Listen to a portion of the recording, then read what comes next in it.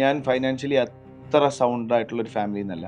എനിക്ക് ഒരു ദിവസം കളർ ഡ്രസ്സ് ഇടണമെങ്കിൽ എനിക്ക് ആ ഒരു ദിവസത്തെ കളർ ഡ്രസ്സ് വേറെ കൂട്ടുകാരോട് കടം ചോദിക്കേണ്ട അവസ്ഥ വന്നിട്ടുണ്ട്. മണി കാൺ ബൈ ഹാപ്പിനെസ് അങ്ങനെയൊന്നും അല്ല. പൈസ ഉണ്ടെങ്കിൽ ആ സന്തോഷം, നമുക്ക് ഒരാളുടെ സന്തോഷം കാണുന്നതിനേക്കാളും ഇഷ്ടം നമുക്കൊരാളുടെ വിഷമം കാണുന്നതല്ലേ. എന്നെക്കാളും കൂടുതൽ വർക്ക് ചെയ്യുന്ന പറഞ്ഞാണ്, എന്നെക്കാളും ഏൺ ചെയ്യുന്ന പറഞ്ഞാണ്. അതിൻ്റെ ഈഗോ, നിങ്ങൾ എന്താണോ കാണണമെന്ന് നമ്മൾ ആഗ്രഹിക്കുന്ന അതേ നിങ്ങൾ കണ്ടിട്ടുള്ളൂ. നിങ്ങളൊന്നും കണ്ടുപിടിച്ചിട്ടില്ല. സ്വന്തം പ്രൊഫൈലിൽ നിന്ന് വന്ന് പിന്നെ നെഗറ്റീവ് ആണെങ്കിൽ നെഗറ്റീവ്, ചീത്തയാണെങ്കിൽ ചീത്ത പറയാൻ ഗട്ട്സുള്ള എത്ര ആൾക്കാരുണ്ട്. എനിക്ക് തോന്നുന്നില്ല ഒരു റിയാലിറ്റി ഷോയുടെ ഫ്ലോറിൽ ഒരു ജഡ്ജ് ഒരു ആങ്കറിനെ പട്ടീന്ന് വിളിച്ചിട്ടുണ്ടെന്ന് തോന്നുന്നില്ല.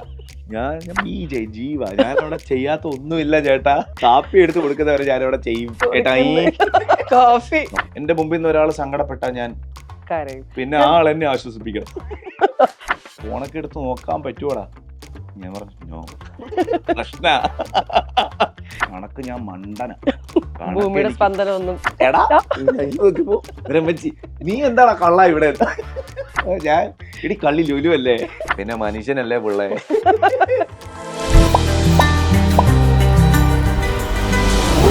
ഈ തൂണിലും തുരുമ്പിലും എന്ന് പറഞ്ഞ നമുക്ക് അറിയാം അല്ലെ.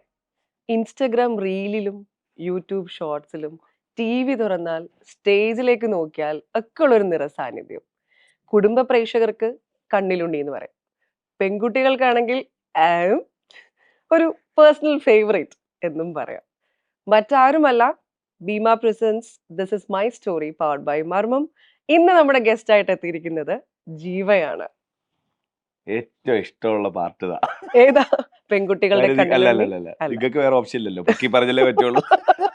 ഇത് ഉള്ളതാണോ ഇല്ലാത്തതാണോ എന്തായാലും കേട്ടിരിക്കാൻ ഒരു സുഖം. ജീവ, എന്തോ ആദ്യം തന്നെ ദിസ് ഇസ് മൈ സ്റ്റോറി എന്ന് പറയുമ്പം ഫ്രം ദ സ്റ്റോറി എന്ന് നമുക്ക് സ്റ്റാർട്ട് ചെയ്യേണ്ടി വരും. ആൽഫബറ്റ്. ഓക്കെ, ഒരു പേരിന്റെ ട്രാൻസ്ഫോർമേഷൻ ഉണ്ടായിരുന്നു. അഖിൽ നിന്ന് ജീവയിലേക്ക് ഒരു യാത്ര. അതിൽ നിന്ന് നമുക്ക് തുടങ്ങാം. ഞാന് എന്റെ ഫസ്റ്റ് പരിപാടി എന്ന് പറയുന്ന കാൽവെപ്പ് എന്ന് പറഞ്ഞ സൂര്യ മ്യൂസിക് എന്ന് പറഞ്ഞിട്ടുള്ള പിന്നെ ചാനലിലൂടെ കിരൺ പിന്നെ നിർത്തി അത് സൂര്യ മൂവീസ് ആയിട്ട് മാറി കഴിഞ്ഞപ്പോൾ അവർക്കൊരു മ്യൂസിക് ചാനൽ വേണം, സൂര്യ മ്യൂസിക്. കുറച്ച് ഫ്രഷ് ഫേസസ് ഒക്കെ ആയിട്ട് കിരൺ ടീമിൽ നിന്ന് കുറച്ച് സീനിയേഴ്സും. അങ്ങനെ ആ ഫ്രഷ് ഫേസസിൻ്റെ കൂട്ടത്തിൽ മാവേലിക്കരയിൽ നിന്ന് വണ്ടി കയറി എറണാകുളത്ത് പോയി കുറച്ച് ദിവസം നിന്ന് സിനിമാ നടനാകാനും പോയതാ. പിന്നെ തെന്നിത്തിറഞ്ഞ് ആക്സിഡൻ്റലായിട്ട് ആങ്കറായ ഒരാളാണ് ഞാൻ. അപ്പം അത് എൻ്റെ യാത്ര തുടങ്ങുന്നത് ഈ അഖിലിൽ നിന്ന് ജീവയിലേക്കുള്ള ആ ഒരു ന്യൂമറോളജി വെച്ചിട്ട് മാറ്റിയത് ഒന്നുമല്ല. ഞങ്ങൾ എല്ലാ പിന്നെ ട്രെയിനിങ് ഒക്കെ കഴിഞ്ഞിട്ട് ഞങ്ങൾ ഓഗസ്റ്റ് 18 എയർ ചെയ്യുക, ലൈവ് കയറുക. അപ്പം എന്നോടൊരു ഓഗസ്റ്റ് 10 ഒക്കെ കഴിഞ്ഞപ്പം ഇങ്ങനെ ഞാനെന്തോ മോക്ക് ലൈവ് ചെയ്തിട്ട് ഞാനിങ്ങനെ okay bye, this is bye from Akhil എന്ന് പറഞ്ഞപ്പോൾ അപ്പം എന്നോട് നമ്മുടെ ഒരു പ്രൊഡ്യൂസർ ഉണ്ട്, രഘുചേട്ടനാന്ന് തോന്നുന്നു, അഖിൽ. അപ്പം ഞാനും എന്നാ നമുക്ക് പേര് മാറ്റിയ കുറച്ചുകൂടെ അവരങ്ങനെ നാളെ നിനക്ക് ഒരുപാട് ഗേൾ ഫാൻസ് ഒക്കെ വരും. അപ്പം അവരൊക്കെ വിളിക്കുമ്പോൾ അഖിൽ, അഖിലിന്റെ എന്ന് പറഞ്ഞ പേരിനുള്ള ഇതുകൊണ്ടല്ലോ കേട്ടോ, ഒരു ഗുമ്മില്ലാത്ത പോലെ എനിക്ക് തോന്നി. കാര്യം ഒരു 50 പേരില് 28 പേര് അഖിലുണ്ട്. എന്റെ ക്ലാസ്സിൽ തന്നെ 5 6 അഖിലുണ്ട്. ഞാൻ അഖിലസ്, അഖിൽ ബി, അങ്ങനെ കുറെ അഖിൽമാരുണ്ട്.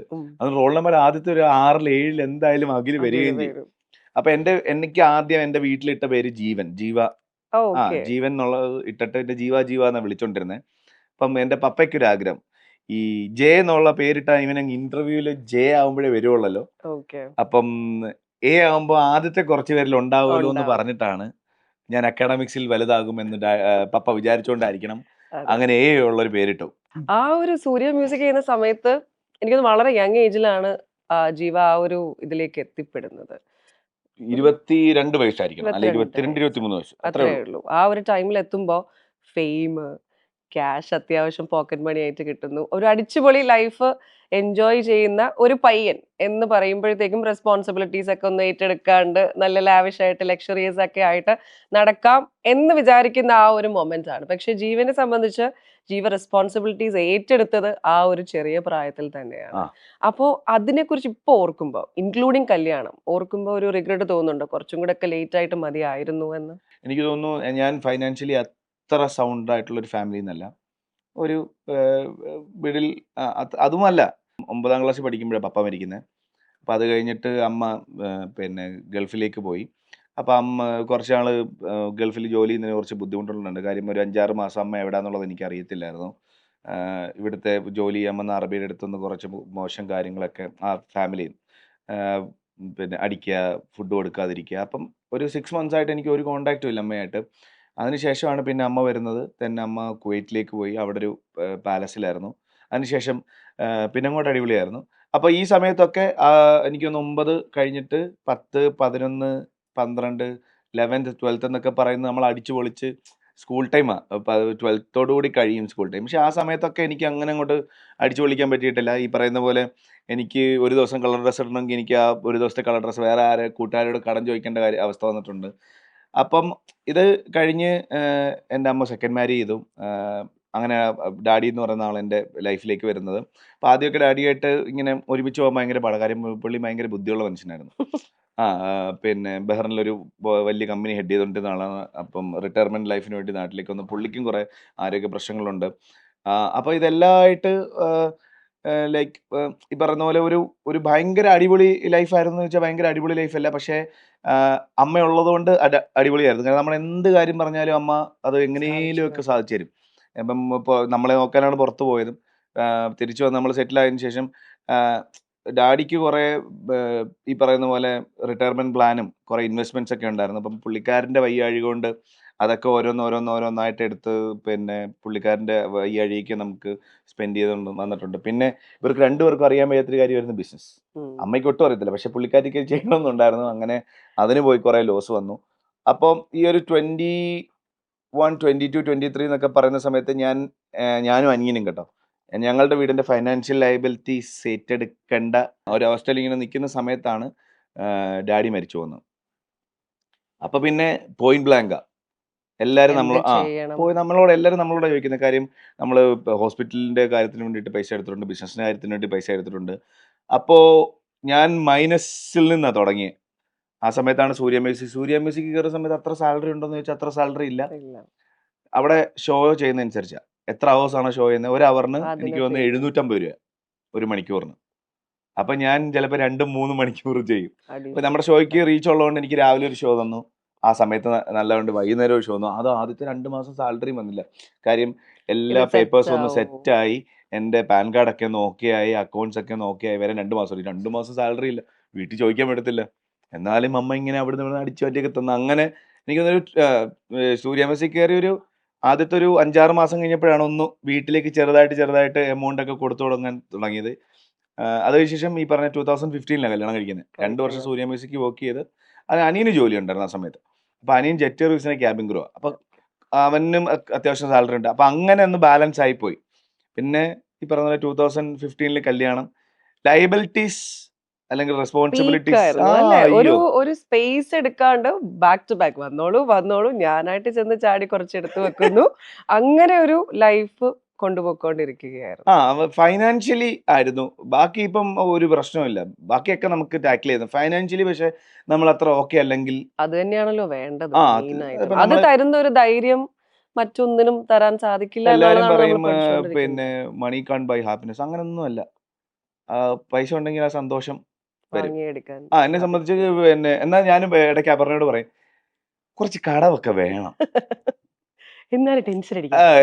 എന്നാലേ അത് ഇത് വർക്കാവോ, ഈ മാസം ഇങ്ങനെ റെഡി ആയി വരുമോ, ഇന്നോട് പൈസ എടുത്ത് അവർക്ക് കൊടുക്കണം, ആ പൈസ എടുത്ത് ഇവർക്ക് കൊടുക്കണം. അങ്ങനെ അതുകൊണ്ട് എനിക്ക് തോന്നും പൈസയുടെ വില അറിയാം. ധൈര്യത്തോടെ പറയുന്നൊരു കാര്യമുണ്ട്, ഞങ്ങളിപ്പോൾ എന്തിന് ചെലവാക്കിയാലും ഞങ്ങൾക്ക് പേടിയേ ഇല്ല. കാര്യം ഒന്ന്, നമ്മൾ ആരോടും ചോദിച്ചിട്ടല്ല എടുത്ത് ചെലവാക്കുന്നത്, നമ്മൾ തന്നെ അധ്വാനിച്ച് പൈസ എടുത്ത് ചെലവാക്കുന്നത്. നാളെ പൈസ ഇല്ലാത്തൊരവസ്ഥ വന്നു കഴിഞ്ഞാൽ നമുക്ക് എങ്ങനെ ഡീൽ ചെയ്യണമെന്ന് അറിയാം. കഞ്ഞി കുടിച്ച് ബിരിയാണി കഴിച്ചു, ബിരിയാണി കഴിക്കുക, കഞ്ഞി കുടിക്കുക. ഞാൻ സൂര്യ മ്യൂസിക്കിലെ ആദ്യത്തെ സമയത്തെ 12-ാം തീയതി സാലറി വരുന്നത്. 1-ാം തീയതി മുതൽ 5-ാം തീയതി ഒന്നും ഡേറ്റ് ഇല്ല. 12-ാം തീയതി സാലറി വരുന്നത്. 12-ാം തീയതി സാലറി വരുമ്പം ഒരു എമൗണ്ട് ഉണ്ടാവും. യെസ്. അപ്പൊ ആദ്യത്തെ കുറച്ച് ദിവസം അന്ന് ഫെസ്റ്റ എന്ന് പറഞ്ഞിട്ടൊരു ഒരു കഫേ ഉണ്ട്. കഫേയിൽ ഒരു ഹോട്ടൽ പോലെ ഉണ്ട്. അപ്പൊ അവിടെ പോയി garlic bread, Caesar salad, tandoori, juice. അപ്പോൾ ആദ്യത്തെ കുറച്ച് ദിവസം അങ്ങനെ പോകുമല്ലോ, പൈസ കുറഞ്ഞുകൊണ്ടിരിക്കും. വീട്ടിലേക്ക് കൊടുത്ത് പൈസ കുറഞ്ഞു. പിന്നത്തെ ഒരു കുറച്ച് ദിവസം മലബാർ പ്ലാസയിലായിരിക്കും ഊണ്.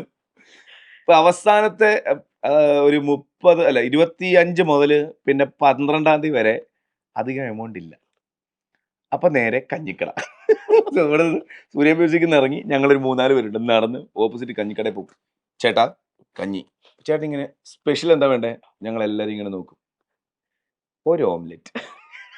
അപ്പൊ അതുകൊണ്ട് കുഴപ്പമില്ല, നമ്മള് കഞ്ഞിയും കുടിക്കും, ക്രോസോറും കഴിക്കും. കഞ്ഞിയും കുടിക്കും, ക്രോസോണും കഴിക്കും.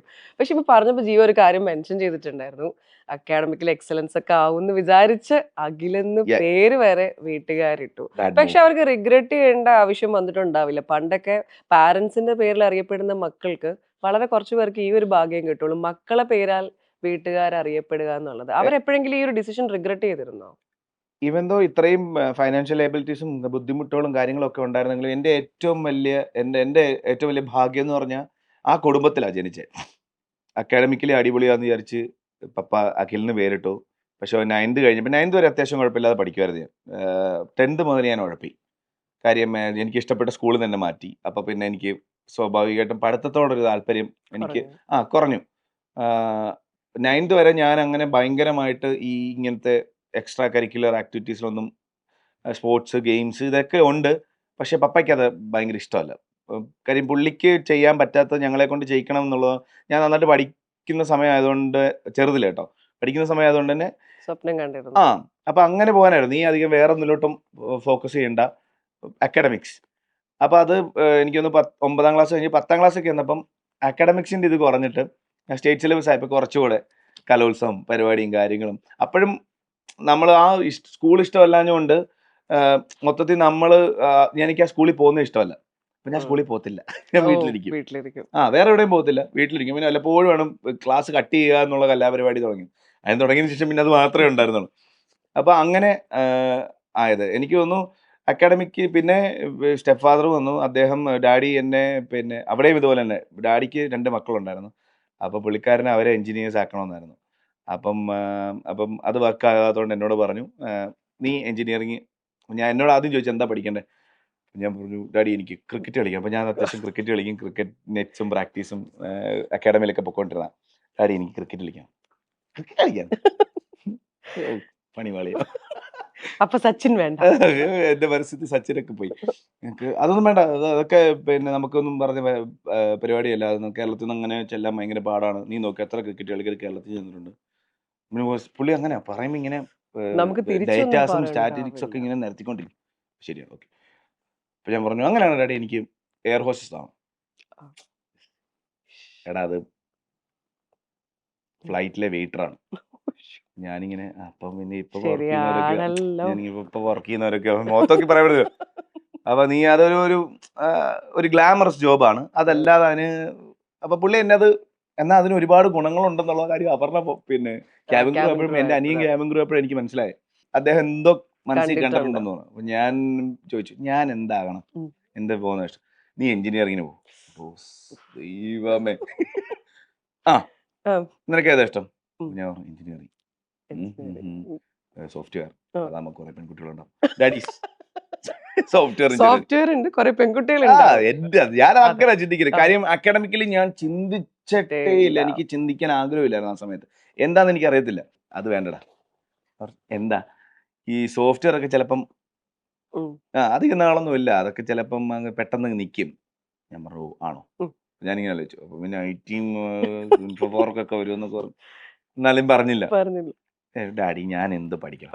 ഡാഡി പറഞ്ഞു, നീ മെക്കാനിക്കൽ എഞ്ചിനീയറിംഗ് പഠിക്കും. നിനക്ക് കാര്യം എനിക്ക് കാർസ് ഇഷ്ടമാണെന്നും ഭയങ്കര താല്പര്യമുണ്ടെന്നും, ഞങ്ങളിങ്ങനെ ഒരുമിച്ചൊക്കെ പോകുമ്പോൾ ഞാൻ കാറിന്റെ ഗ്രില്ലിന് എല്ലാം വളരെ പോലെ കാറിന്റെ ഗ്രില്ല് കണ്ടിട്ട് ഇത് സീരീസ് ആണെന്ന് പറയാം. അതൊക്കെ നിനക്ക് അതിനോട് ഇഷ്ടമുണ്ട്. വണ്ടി നിൽക്കുമ്പോ ബോണറ്റ് ഓപ്പൺ ആക്കി കഴിഞ്ഞിട്ട് ഓപ്പൺ ആയിട്ട് ഇങ്ങനെ നോക്കിട്ട് വയറൊക്കെ ഇങ്ങനെ പിടിച്ചു നോക്കിയിട്ട്, എന്താടാ ഒന്നുമില്ല, എന്താന്ന് വെച്ചാൽ ആരെങ്കിലും വിളിച്ച് ചെയ്യിക്കൂടാ. അപ്പം ഇത് ഡാഡിക്ക് കാസിനോട് എനിക്ക് ഇഷ്ടമാണെന്ന് പറഞ്ഞാൽ മെക്കാനിക്കൽ എഞ്ചിനീയറിംഗ് പഠിക്കും. മനുഷ്യനുള്ളിടത്തോളം കാലം കാർസ് ഉണ്ടാവും. അപ്പൊ ഇത് ഒരിക്കലും ഇതിന് ഒരു സാധ്യത കുറയുന്നില്ല. പറയുമ്പോൾ കറക്റ്റാ.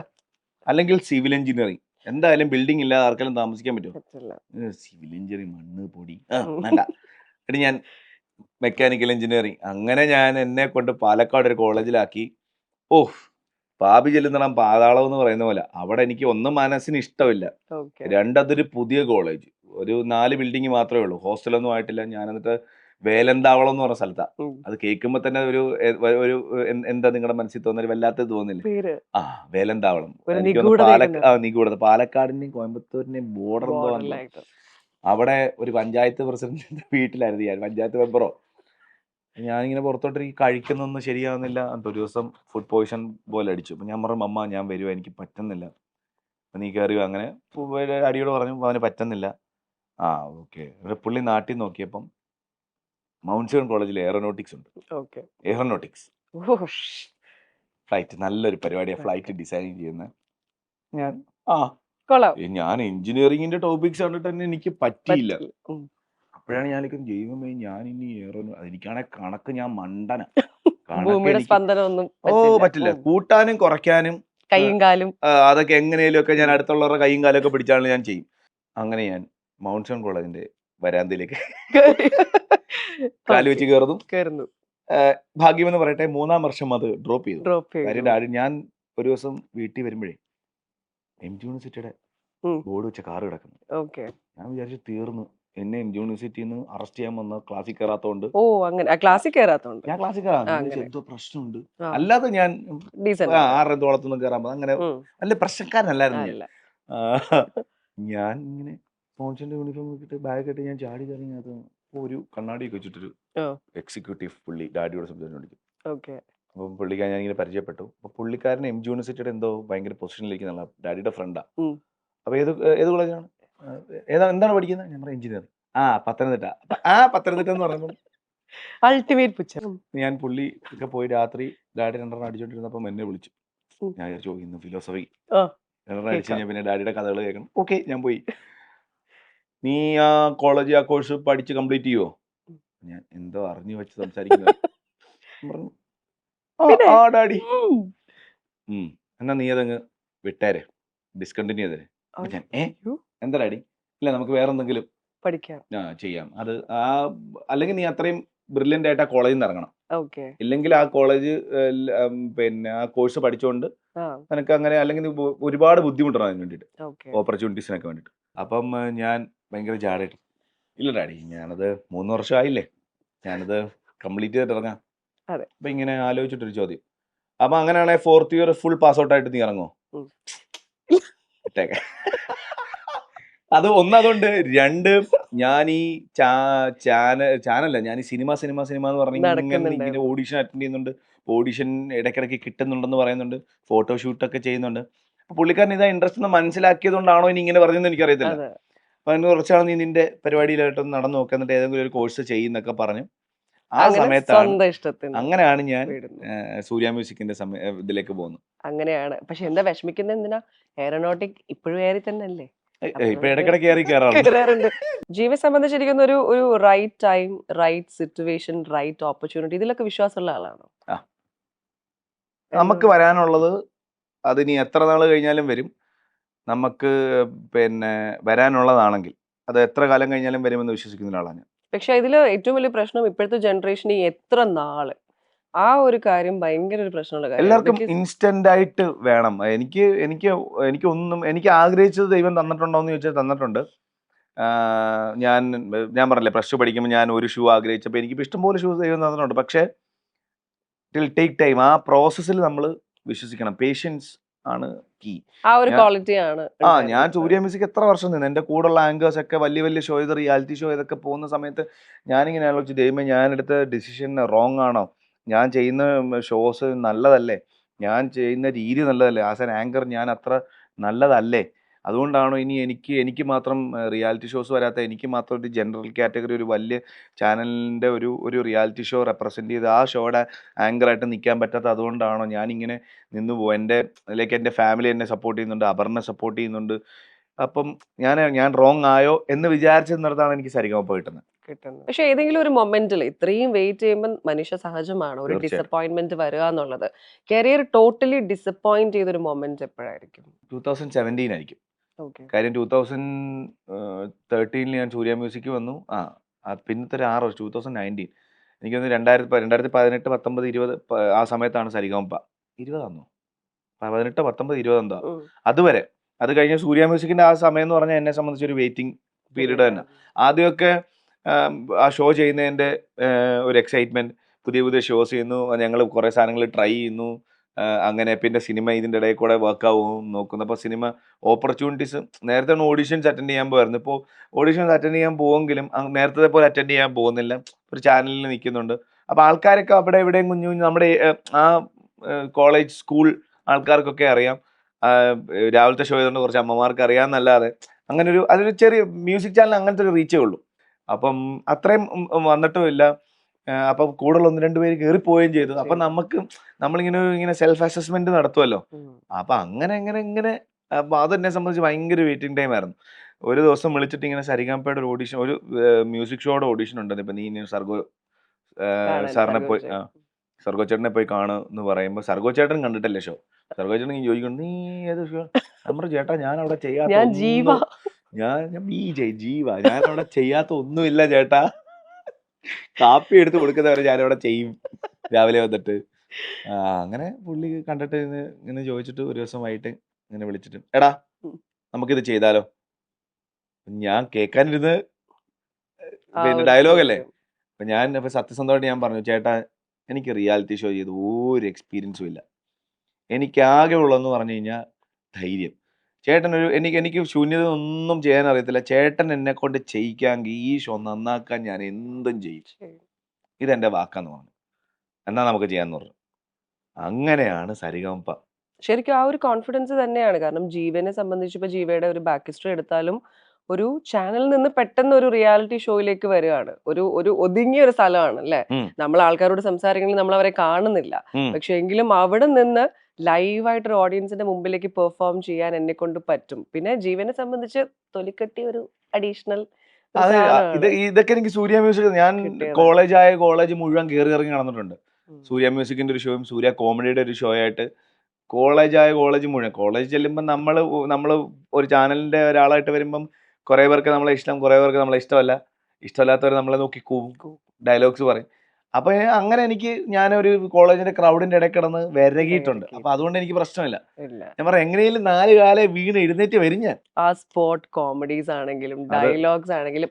പക്ഷെ ഇതൊരു മ്യൂസിക് റിയാലിറ്റി ഷോ ആകുമ്പോഴത്തേക്കും പാട്ടിനെ കുറിച്ച് അറിഞ്ഞിരിക്കണം നിർബന്ധം ഉണ്ടായിരുന്നു. പാടുവോ? ഇല്ല, പാടില്ല.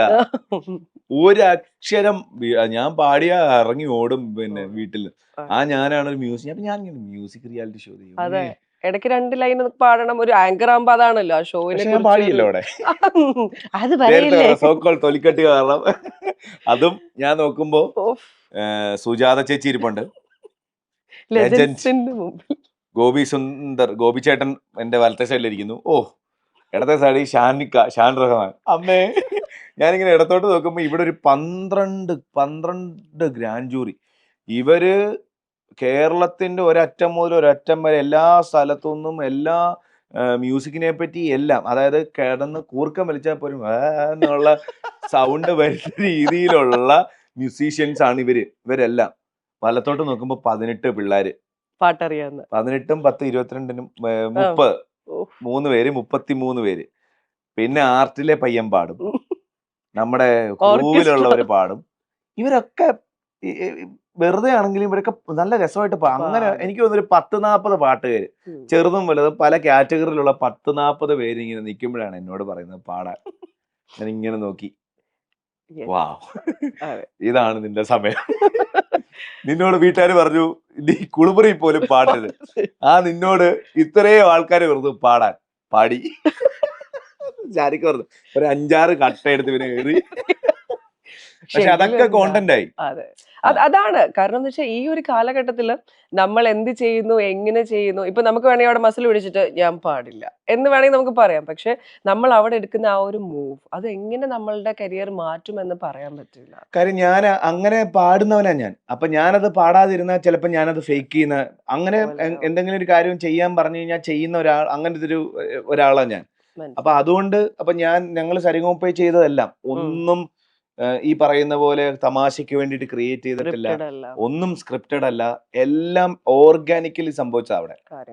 അതങ്ങനെ റിയാലിറ്റി ഷോ ഞങ്ങൾ പറയും ഇത് റിയൽ റിയാലിറ്റി ഷോ എന്ന്. നമ്മൾ അങ്ങനെ അത് സർഗോ ചേട്ടൻ അതിനുള്ള ഒരു സ്പേസ് നമുക്ക് തരികയും ചെയ്തു. പോട്ടെ, വേണ്ടത് ഞാൻ കട്ട് ചെയ്തോളാം, ഭയങ്കര എലാബറേറ്റ് ആയിട്ട് പോകുന്ന സാധനം എഡിറ്റർ ഒന്ന് കട്ട് ചെയ്തൊന്ന് അടുപ്പിക്കുമ്പോൾ അത് നല്ല നല്ല സാധനങ്ങളായി. പിന്നെ എടുത്തു പറയേണ്ടത് ഷാനിക്ക. ഒരു ആങ്കറിന് ഇപ്പം എനിക്ക് അവിടെ നിന്ന് എന്തെങ്കിലും ചോദിക്കുമ്പോൾ ഞാൻ തിരിച്ചു പറയാതെ അത് കുഴപ്പമില്ലായിരുന്നു, ഓക്കെ ആയിരുന്നു എന്ന് പറഞ്ഞ് നിർത്തിയാൽ കഴിഞ്ഞോ? പക്ഷെ അങ്ങനെ ഞാനിങ്ങനെ എന്തെങ്കിലും ചോദിക്കുമ്പോൾ എനിക്ക് ആദ്യത്തെ റെസ്പോൺസ് തന്നോണ്ടിരുന്നത് ഷാനിക്ക. ഞാനൊരു സാധനം പറഞ്ഞു, ഷാനിക്ക തിരിച്ചു തന്നു. അപ്പൊ ഞാൻ കൊള്ളാലോ, ഞാൻ എന്തോ ഒരു പറഞ്ഞു കൊടുത്ത ഒരു അവസരം വന്നു, ഞാൻ ഒന്നുകൂടെ പറഞ്ഞു. അപ്പം ഷാനിക്ക ഭയങ്കര പിന്നെ ഫാസ്റ്റ് ആയിട്ട് റെസ്പോണ്ട് ചെയ്ത് തുടങ്ങി. അപ്പം അങ്ങനെ ഞങ്ങളത് ഞങ്ങൾ അറിയാതെ വളർന്നൊരു ബോണ്ടാണ്.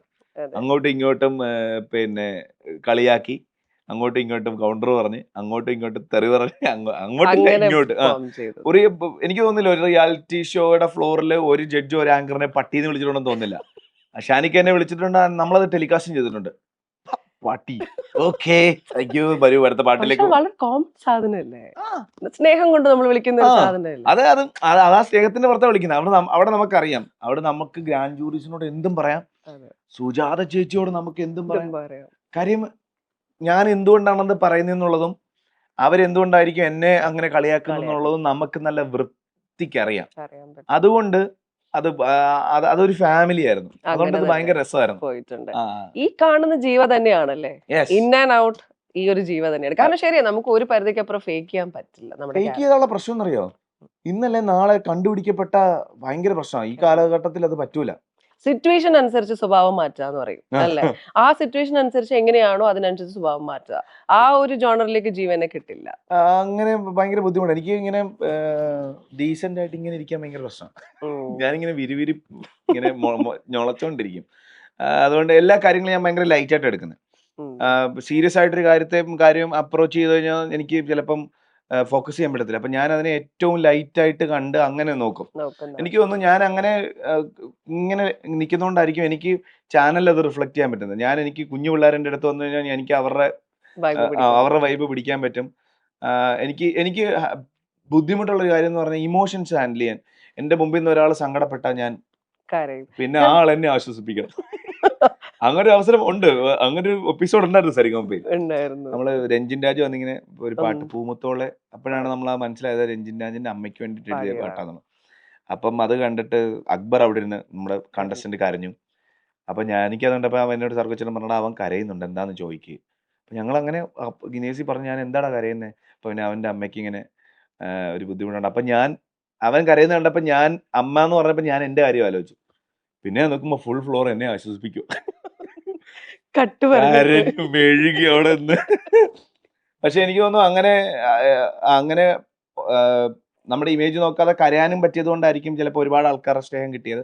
എന്നോട് ഒരുപാട് പേര് എപ്പിസോഡ് മെൻഷൻ ചെയ്ത് പറഞ്ഞിട്ടുണ്ട്, കരഞ്ഞപ്പോൾ ഞങ്ങൾക്കും സഹിക്കാൻ പറ്റിയില്ലെന്ന് പറഞ്ഞപ്പോൾ എനിക്ക് മനസ്സിലായി നമ്മളെ എവിടെയൊക്കെ ആൾക്കാർ ഇഷ്ടപ്പെടുന്നുണ്ട്. എവിടെയെങ്കിലുമൊക്കെ പോകുമ്പോൾ എനിക്ക് എന്നെ ലുലുലൊക്കെ വെച്ച് അമ്മച്ചിമാരൊക്കെ ഒന്ന് പുറത്തൊക്കെ അടിച്ചിട്ടുണ്ട്. എടാ അമ്മച്ചി നീ എന്താടാ കള്ള ഇവിടെ, ഞാൻ ഇടി കള്ളി ലുലു അല്ലേ തിരിച്ച് ഒരമ്മച്ചി നല്ലൊരു അമ്മച്ചി. അപ്പൊ ഞാൻ പറഞ്ഞു ഇനി കള്ളി ലുലു അല്ലേ, ഇവിടെ നിങ്ങൾ എന്തിനാ വന്നേ, അതിനെന്നെ ഞാനും വന്നത്. അപ്പൊ ടി വി കാണുന്ന പോലെ തന്നെ അപ്പൊ ഇങ്ങനെ കൈയൊന്നും വിടത്തേ ഇല്ല എനിക്ക്. ഞാൻ ഭയങ്കര എൻജോയ് ചെയ്യുന്നുണ്ട്. ഞാൻ ഇപ്പോഴും എവിടെങ്കിലും പോയി കഴിഞ്ഞാൽ എവിടെ പോയാലും ഞാൻ ഇങ്ങനെ തല ഉയർത്തി എല്ലാരെയും നോക്കി ചിരിച്ചാ നടക്കുന്നത്. പക്ഷെ അത് തലക്ക് പിടിച്ചിട്ടുണ്ടോ എപ്പോഴെങ്കിലും ഈ ഫെയിം? തലക്ക് പിടിച്ചിട്ടുണ്ടോന്ന് ചോദിച്ചാൽ ഇല്ല. ഒരാളും തിരിച്ചറിയാത്ത സ്ഥലത്ത് ചെന്നിട്ടുണ്ട്. അപ്പൊ നമ്മ അതിൻ്റെതായിട്ടുള്ള രീതിയിൽ. പക്ഷെ അങ്ങനെ തലക്ക് പിടിച്ചെന്ന് വെച്ചാൽ ഇതൊരു കിക്കാണെന്ന് വെച്ചാണ്. അവരുമായിട്ട് കമ്മ്യൂണിക്കേറ്റ് ചെയ്യുന്നു, അവര് നമ്മളുടെ സെൽഫി എടുക്കുന്നു. ആഗ്രഹിച്ചു വന്നൊരു പാതയാണത്. കഴിഞ്ഞാൽ പണ്ട് സ്വപ്നം കണ്ടിരുന്ന ആ ഒരു ഹൈറ്റ് ആണ് ഏകദേശം നമ്മൾ റീച്ച് ആയിക്കൊണ്ടിരിക്കുന്നത്. അങ്ങനെ റീച്ച് ആവുന്ന സമയത്ത് കോംപ്രമൈസ് ചെയ്യേണ്ടി വരുന്ന കാര്യങ്ങളുണ്ട്. ഫോർ എക്സാമ്പിൾ ഇപ്പം ഷോയുടെ കാര്യം പറഞ്ഞു, റിയാലിറ്റി ഷോയിലേക്ക് മാറേണ്ടി വരുന്നു, ആൾക്കാരുടെ ഇടയിൽ പിടിച്ചു നിൽക്കുന്ന കാര്യം പറയുന്നുണ്ട്. ഇവിടെയൊക്കെ നമുക്ക് കോംപ്രമൈസ് ആകുന്ന ഫാക്ടേഴ്സ് നമ്മുടെ ഇമോഷൻസോ ക്യാരക്ടേഴ്സോ ക്വാളിറ്റി അങ്ങനെ ഒരുപാട് തോന്നുന്നുണ്ട്. കാര്യം നമ്മള് വി ആർ ഡൂയിങ് ഷോബിസ്. സോ ചാനലിനൊരു ഒരു ഒരു റൂട്ട് ഉണ്ടാവും. അത് ചിലപ്പം നമ്മുടെ മുമ്പിൽ നിൽക്കുന്ന ഒരാളുടെ ഇമോഷണൽ ആയിട്ടുള്ള കാര്യങ്ങൾ ആൾക്കാരിലേക്ക് എത്തിക്കുന്നതിലായിരിക്കും. അപ്പം അതെൻ്റെ ഡ്യൂട്ടി അത് അല്ലേ. ഇപ്പം നമ്മുടെ മുമ്പിൽ വൈകാഴികയുള്ള ഒരാൾ നിൽക്കും, നമുക്കറിയാം ആൾക്ക് വൈകാഴിക ഉണ്ടെന്ന്. അപ്പം എൻ്റെ ക്യാരക്ടർ പിന്നെ വെച്ചിട്ട് ഞാനത് ആളോട് ചോദിക്കാതിരിക്കുന്നതാണ് എൻ്റെ ക്യാരക്ടർ. ഞാൻ അതിനെപ്പറ്റി മെൻഷനേ ചെയ്യത്തില്ല. ഞാൻ വേറെ എന്തെങ്കിലും തമാശയൊക്കെ പറഞ്ഞ് കഥയൊക്കെ പറഞ്ഞ് അങ്ങനെ പോവാം. പക്ഷെ നമ്മളത് ഒരു ഷോ ചെയ്യുമ്പം ആ ആൾക്ക് ഇങ്ങനൊരു വയ്യാഴികയുണ്ട് എന്നുള്ളത് നമ്മൾ ഓഡിയൻസിനെ അറിയിക്കണം. അതാണ് ചാനൽ പെർസ്പെക്റ്റീവ്. വൈ? ബിക്കോസ് ആ ആൾക്ക് പ്രേക്ഷകരുമായിട്ടുള്ള കണക്റ്റ് നമ്മൾ അങ്ങനെയാ. ഓരോ കണ്ടസ്റ്റന്റിനെയും നമ്മൾ അങ്ങനെ രജിസ്റ്റർ ചെയ്യിക്കുന്നത്. ഓരോരുത്തർക്കും ഓരോ കാര്യങ്ങളുണ്ടാവും. അപ്പം അങ്ങനെ വയ്യാത്ത ഒരാളുണ്ടെന്നുണ്ടെങ്കിൽ നമ്മളത് മെൻഷൻ ചെയ്യണം. ചിലപ്പോൾ അങ്ങനെ ആ കുട്ടിയെ ചിലപ്പോൾ ഇഷ്ടപ്പെടുന്നത് അതുകൊണ്ടുകൂടിയായിരിക്കാം. ഇങ്ങനെ ഒരാൾ ഇങ്ങനെ ഒരു വയ്യാഴിക വെച്ചിട്ടും പാഷനെ ഫോളോ ചെയ്യുന്നുണ്ടല്ലോ, സ്വപ്നങ്ങൾ അച്ചീവ് ചെയ്യാൻ ശ്രമിക്കുന്നുണ്ടല്ലോ എന്നുള്ള ഒരു കാര്യമായിരിക്കും നമ്മളുടെ ഓഡിയൻസിലേക്ക് ഇട്ട് കൊടുക്കേണ്ടത്. അതിന് നമ്മൾ ആ കുട്ടികളത് ചോദിക്കണം. അത് നമുക്കറിയാം മോൾക്ക് വിഷമം ഉണ്ടാവും, അല്ല ആ ആൾക്ക് വിഷമം ഉണ്ടാവും നമുക്കറിയാം. ബട്ട് സ്റ്റിൽ നമ്മുടെ ജോലി അതാ, നമ്മളത് ചെയ്യണം. നമ്മളത് ചെയ്ത് അത് ചിലപ്പം ഒരു എപ്പിസോഡ് കൊണ്ട് തീരില്ല. അഗെയിൻ അടുത്ത ഷെഡ്യൂൾ ചെയ്യേണ്ടി വരും. റീച്ച് ഒന്ന് കണ്ടു കഴിഞ്ഞാൽ പിന്നെ അതിനെ ബേസ് ചെയ്ത് തന്നെ പിന്നെ നമുക്ക് ഒരാളുടെ സന്തോഷം കാണുന്നതിനേക്കാളും ഇഷ്ടം നമുക്കൊരാളുടെ വിഷമം കാണുന്നതല്ലേ. അത് ഓഡിയൻസ് പെർസ്പെക്റ്റീവ് അങ്ങനെ. ചാനലിനും കുറ്റം പറഞ്ഞിട്ട് കാര്യമില്ല. ചാനൽ റേറ്റിംഗ് എടുത്ത് നോക്കി റേറ്റിംഗ് സ്പ്ലിറ്റ് ചെയ്യുന്ന സമയത്ത് ഇന്ന ആളുടെ സങ്കടം പറഞ്ഞപ്പോഴായിരുന്നു റേറ്റിംഗ് ഏറ്റവും കൂടുതൽ പ്രേക്ഷകരത് കണ്ടത്. പിന്നെന്തുകൊണ്ട് ആളുടെ സങ്കടം പറഞ്ഞുകൂടാ? സീരിയലിൽ ഒരു വിഷമം അല്ലെങ്കിൽ ഒരു അമ്മായിമ്മ മരുമോളെ അടിക്കുന്നത് അല്ലെങ്കിൽ കുത്തിക്കൊല്ലാൻ നോക്കുന്നതിന് ചാനലിന് കൃത്യം ഡേറ്റ ഉണ്ട്. അവർ നോക്കുമ്പോൾ റേറ്റിംഗ് ഉണ്ട്. അടുത്ത ആഴ്ചത്തെ പിന്നെ ഭാര്യയുടെ ബർത്ത്ഡേ സെലിബ്രേഷൻ എടുത്ത് കളാ, തിരിച്ച് മരുമോൾ അമ്മായിമ്മയ്ക്ക് പണി കൊടുക്കുന്ന എഴുത്. Force to do that. കാര്യം നമ്മൾ ആ ഡേറ്റ കാണിക്കുന്ന അങ്ങനെ ആൾക്കാരിലേക്ക് ഏറ്റവും കൂടുതൽ ചെല്ലുന്നത് ഈ കോണ്ടന്റാണ്. അപ്പൊ അവരങ്ങനെ ചെയ്യും. പക്ഷെ ഞാൻ അല്ലാതായി മാറേണ്ടി വരും എന്നുള്ളൊരു സ്ട്രെസ് ഉള്ളിലുണ്ടാവുമോ അങ്ങനെ ഒരു സാധനം ചെയ്യുമ്പോൾ? ഇല്ല, എനിക്കറിയാം ഇത് ഷോയ്ക്ക് വേണ്ടിയിട്ടല്ലേ, അല്ലെങ്കിൽ നമ്മൾ ചെയ്യുന്ന ഒരു പ്രൊഫഷന് വേണ്ടിയിട്ടല്ലേ. അപ്പൊ എന്നാൽ നമ്മൾ അത് കഴിഞ്ഞു കഴിഞ്ഞാൽ തിരിച്ച് ബാക്ക് ടു ആ ചിൽ വൈബ് മോഡ്, അതിലേക്ക് എനിക്ക് പെട്ടെന്ന് സ്വിച്ച് ചെയ്ത് കൊണ്ടുവരാൻ പറ്റും. അപ്പൊ പിന്നെ അതെനിക്ക് അറിയാവുന്നതുകൊണ്ട് തന്നെ കുഴപ്പമില്ല. ഞാൻ എൻ്റെ ജോലി ചെയ്ത് കഴിഞ്ഞാൽ അപ്പൊ ഞാനിത് ചെയ്യണം എന്നുള്ളത് കൊണ്ട് ഞാനത് ചെയ്യും. അത് ചെയ്യുമ്പോൾ ഞാനത് വൃത്തിയായിട്ട് ചെയ്യും. എന്നിട്ട് തിരിച്ച് എന്നിട്ട് പറഞ്ഞാൽ ഓക്കേടാ അത് നോക്ക്, നമുക്ക് വേറെ മൂഡ് ഭയങ്കര ഡൗൺ ആയി, ഭയങ്കര ലോ ആയി എല്ലാവരും, അപ്പൊ നീ ഒന്ന് ഓക്കെ ആക്കി എടുക്കുന്ന തന്നെ എന്നോട് ഇനേസി പറയും. അപ്പൊ ഞാൻ മനസ്സിലായിരിക്കും മൂഡ് ഞാനല്ലല്ലോ ലോ ആക്കി. ഈ മൂഡ് ലോ ആയിരിക്കും എത്രയോ ആൾക്കാരെ തിരിച്ച് നമ്മൾ എലവേറ്റ് ചെയ്ത് എനർജി ആക്കി കൊണ്ടുവരണം. അപ്പൊ അത് ഒരു ടാസ്ക് തന്നെയാണ്. രാത്രി 11 മണി 12 മണി ആകുമ്പോ വേടാ ഡൗൺ ആവുന്ന കേറ്റ് സമയം നോക്കും 12 മണി. ഹലോ ഗായ്സ്, വരുന്ന സമയത്ത് എന്താണ് ഇങ്ങനെ ഇരിക്കുന്നത്, ഉഷാറാവണ്ടേ? പക്ഷെ മോനെ അൺലിമിറ്റഡ് ആയിട്ട് ചിരിക്കാൻ പറ്റുന്നുണ്ട്, ആൾക്കാരെ ചിരിപ്പിക്കാൻ പറ്റുന്നുണ്ട്. പക്ഷെ ഭയങ്കര സെൻസിറ്റീവ് ആണ് ആള്, അല്ലെ? ഇങ്ങനെ ചെയ്യുന്ന ആൾക്കാരൊക്കെ കുറച്ച് സെൻസിറ്റീവ് ആയിട്ടുള്ള ആൾക്കാരാണ്. പെട്ടെന്ന് ഓർക്കുമ്പോ ഇപ്പോഴും ഈ ഒരു മൊമെന്റ് പോലും പെട്ടെന്ന് ഒരു കാര്യം ചോദിച്ചാൽ വിഷമം തോന്നുന്ന ഒരു കാര്യം എന്തായിരിക്കും ജീവ? വിഷമം ഇപ്പൊ ഒരുപാട് കാര്യങ്ങളിൽ വിഷമം ഉണ്ടായിട്ടുണ്ട്. പഴയ കാര്യങ്ങൾ ആലോചിക്കുമ്പോൾ വിഷമമുണ്ട്. എൻ്റെ അടുത്ത് വന്ന ആരെങ്കിലും വിഷമം പറയുമ്പോൾ വിഷമമുണ്ട്. ഞാൻ പറഞ്ഞില്ല, ഞാൻ ചെറിയ കാര്യത്തിൽ സങ്കടപ്പെടുന്ന ആളാ. എനിക്കൊരാൾ വലിയ സങ്കടം കേൾക്കാൻ പറ്റത്തില്ല, അത് കാണാൻ പറ്റത്തില്ല. അത് ഇപ്പോഴും അങ്ങനെയാ. അത് എനിക്കൊരാളോട് ശരിക്കും ദേഷ്യപ്പെടാൻ പറ്റില്ല. ദേഷ്യപ്പെട്ടാൽ എനിക്ക് കണ്ണിന്ന് കണ്ണുനീര് വരും. അത് അപർണയോടാണെങ്കിലും അങ്ങനെ. വാശി അങ്ങനത്തെ കാര്യങ്ങൾ എനിക്കറിയത്തില്ല. ഈ കാലഘട്ടത്തിൽ ഇതൊന്നും ഇല്ലാതെ വർക്കൗട്ട് ആവുമെന്ന് ചോദിച്ചാൽ ഇല്ല. എന്താ കാര്യം, അങ്ങനെ ഇങ്ങനെ ആയതുകൊണ്ട് ഒരുപാട് പേര് പറ്റിച്ചിട്ട് പോയിട്ടുണ്ട്. അതിനോട് അപർണ പറയും നമുക്ക് ഇങ്ങനെ ഈ കാലഘട്ടത്തിൽ കുറച്ചൊന്ന് സ്മാർട്ടായിട്ട് ചിന്തിക്ക്. അപ്പം എനിക്ക് വരുത്തില്ലത്. എനിക്ക് ഒരാളൊരു കാര്യം എന്നോട് പറഞ്ഞു കഴിഞ്ഞാൽ അതാണ് എന്നെ സംബന്ധിച്ച്. എന്നാ ഒഴിവാക്കാനാണോ, അല്ലെങ്കിൽ ഇതിന് പുറകിലൊരു കള്ളത്തരം ഉണ്ടോ, അല്ലെങ്കിൽ ഇയാൾ വേറെ എല്ലാവരോടും ഇങ്ങനെ ആയിരിക്കുമോ പറഞ്ഞിരിക്കുന്നത്. When it comes to payment also കുറേ ആൾക്കാർ യൂസ് ചെയ്തിട്ടുണ്ട്. അറിയത്തില്ല, ഞാൻ ചെയ്യുന്നതിന്റെ റിട്ടേൺസ് എനിക്ക് തിരിച്ചു കിട്ടുമെന്ന് വിശ്വസിക്കുന്ന ആളാണ് ഞാൻ. ഇപ്പൊ ഈ ഒരു ഹൈറ്റിലൊക്കെ നിൽക്കുമ്പോഴത്തേക്കും ഡെഫിനറ്റ്ലി അച്ഛനെ മിസ് ചെയ്യുന്നുണ്ടാവും. ചെറുതിലെ ഞാൻ പപ്പയോട് ഭയങ്കര അറ്റാച്ച്ഡ് ആയിരുന്നു. ഞങ്ങൾക്ക് കുറെ മുയലുണ്ടായിരുന്നു, കുറച്ച് ചെറിയ കൃഷി പരിപാടിയും കാര്യങ്ങളൊക്കെ ഉണ്ടായിരുന്നു. അപ്പം ഞാൻ 8, 9, 7 ക്ലാസ്സൊക്കെ ചുമ്മാ പുള്ളിയുടെ കൂടെ പറമ്പിലൊക്കെ കയറും, കുറേ മുയലുകൾ എടുത്ത് പറമ്പിലിടും. അപ്പോൾ ഇവരെയൊക്കെ ഞാൻ നോക്കും, തിരിച്ചെടുത്ത് കൂട്ടി കയറ്റും.